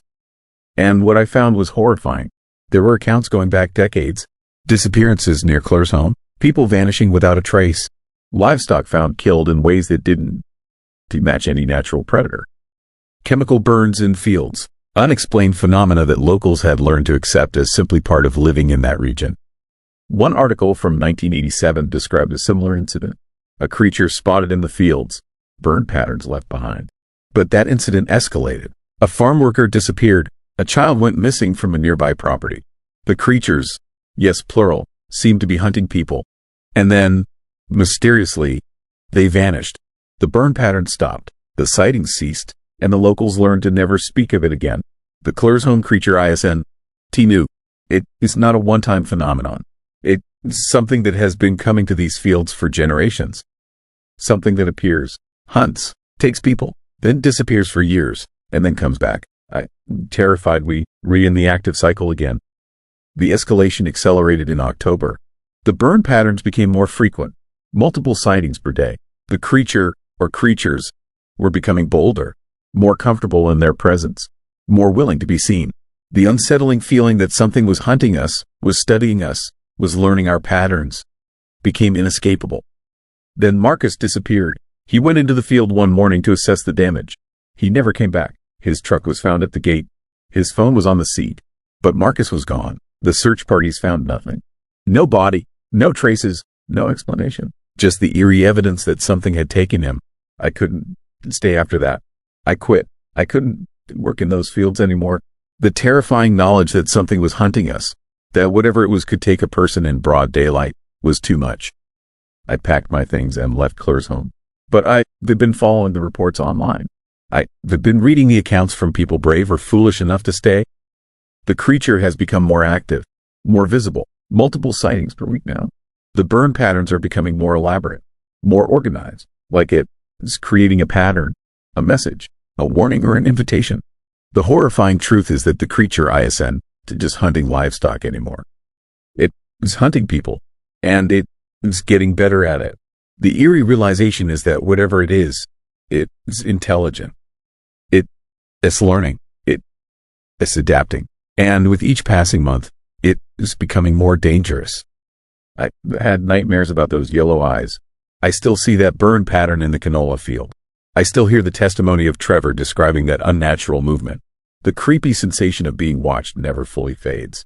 I feel like it sees me even though I'm hundreds of miles away. Because here is the scariest part. The creature wasn't just in those fields. It was hunting. And it was selective. It was choosing targets. It was evaluating prey. And somewhere in its terrible mind, it decided that I was worth remembering. That I was worth coming back for. I'd moved to the city. I'd tried to build a new life. But I still lock my doors at night. I still check the shadows. I still feel the eerie sensation that something is hunting me across the distance. That the Clurzone creature knows where I am. That eventually, it will find me. The nightmarish truth is that whatever is in those canola fields, whatever burns the earth as it runs, whatever took Marcus and the others, it is not done. It's still hungry. It's still hunting. And the burn patterns are getting more elaborate every day. If you ever drive through Clurzone, Alberta, if you ever see fields with strange burn patterns, dawn to investigate. Dawn to get close. Dawn to make the mistake I made of trying to understand what shouldn't to be understood. Because the Clurzone creature is real. It is hunting, and it remembers the people who have seen it. And I'm terrified that one night, I'll hear something scratching at my window. I'll see those yellow eyes in the darkness, and I'll finally understand what happened to everyone who disappeared in those fields. I'll understand what it means to be hunted by something that doesn't belong in our world. Story 10. Shadow that circles. I should have listened when the gas station attendant told me not to stop in Carmangay after sunset. But I was chasing a story, and journalists like me never listen to warnings. That was 3 months ago. I still have nightmares about what I saw circling that windmill. The thing is, I went there looking for something scary, something creepy to boost my channel views. I specialized in urban legends and forgotten places across North America. My YouTube numbers had been dropping, and I needed content that would hit hard with the algorithm. Horror sells. Fear travels fast. I knew if I could capture something truly disturbing on camera, something unsettling and real, my channel would explode overnight. The Carmangay windmill shadow figure had been whispered about since the 90s. Locals in southern Alberta spoke about it in hushed tones, never wanting to give too many details. A humanoid silhouette that circled the historic grain elevator after darkness fell. Tall, impossibly thin, moving in ways that made your stomach turn. There were stories about people who had tried to film it. Most gave up. One journalist apparently captured footage but never published it. He vanished months later. No body, no explanation. Just gone. That should have been my first red flag. But I convinced myself it was all part of the legend, the kind of horrifying detail that makes a story stick. I told myself I was smarter than whoever came before me. I arrived in Carmangay on a Wednesday in late October. The town was barely a town anymore, just a handful of buildings scattered along Highway 3, dying slowly like so many prairie settlements. The grain elevator stood at the edge of everything, a towering wooden relic from another era.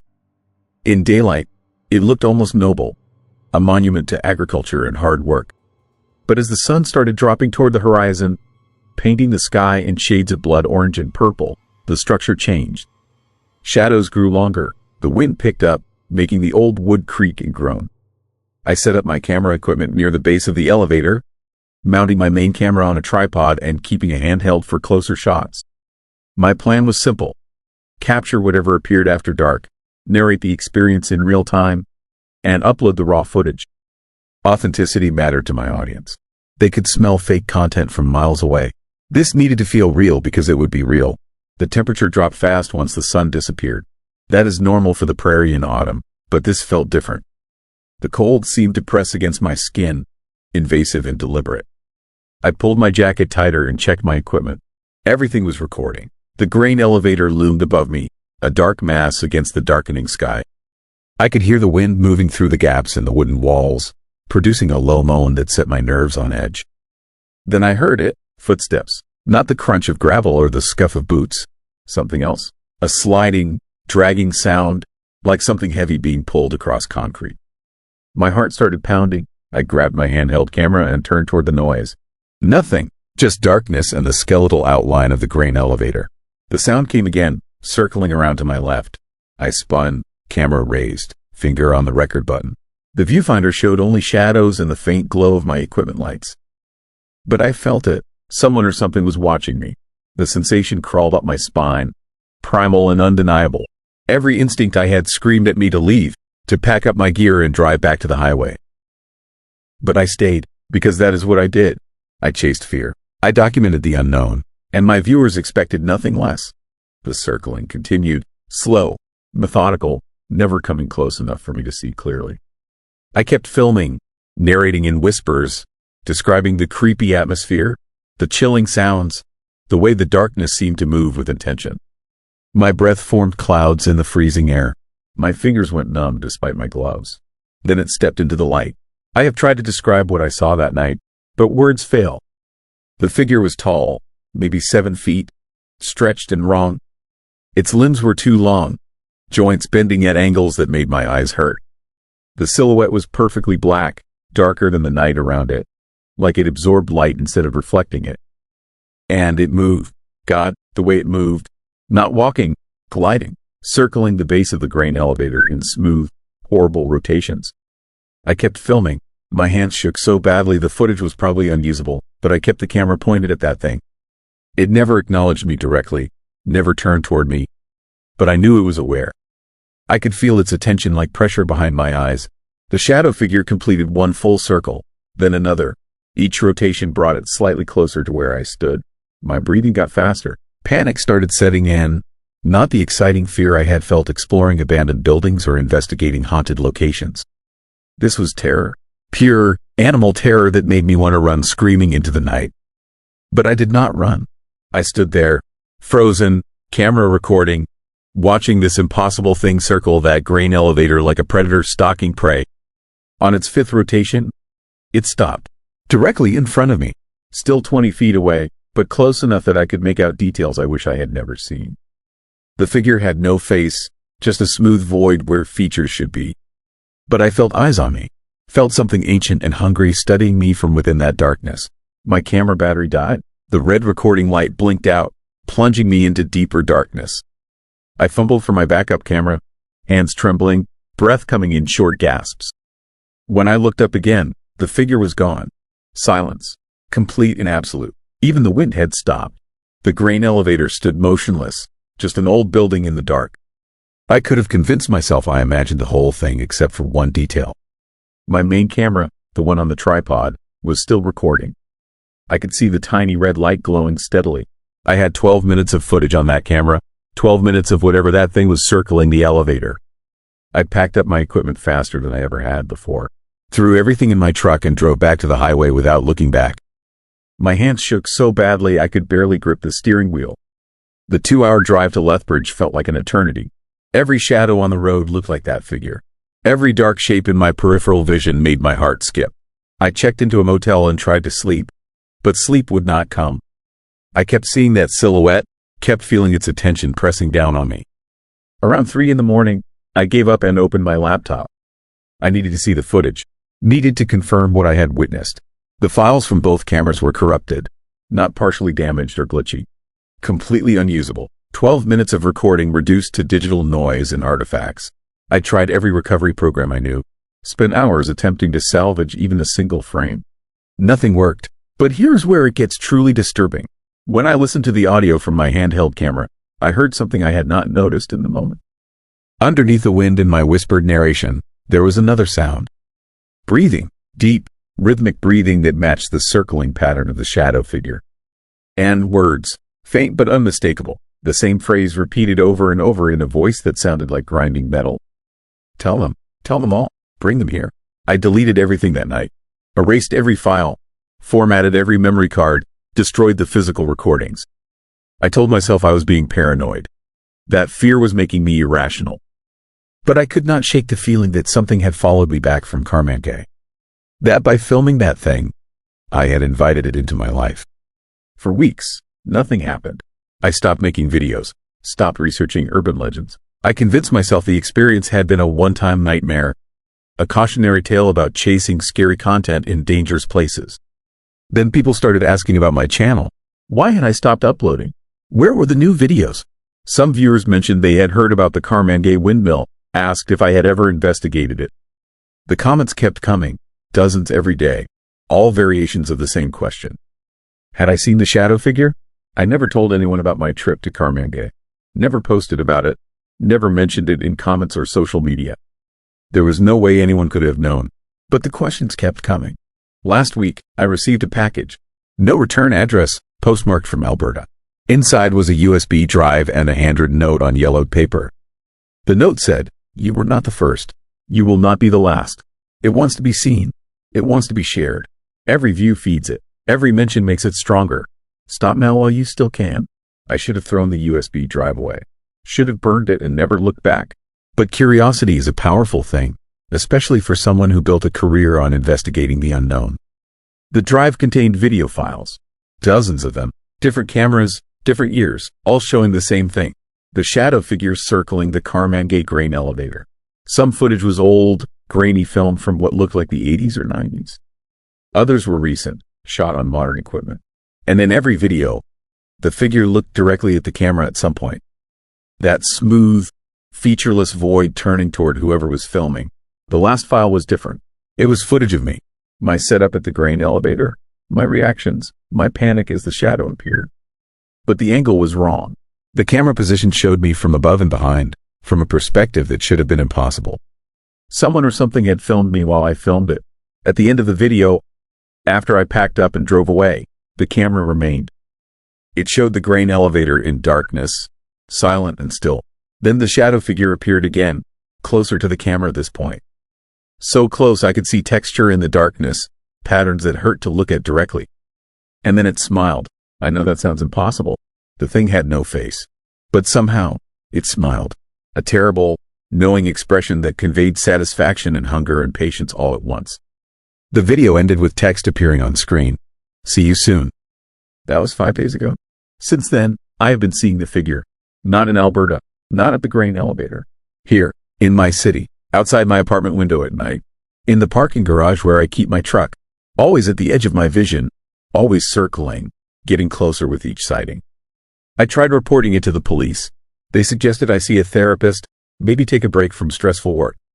I tried reaching out to other paranormal investigators, people who might understand. Most ignored me. One wrote back with a single sentence: "Stop talking about it and maybe it will forget you."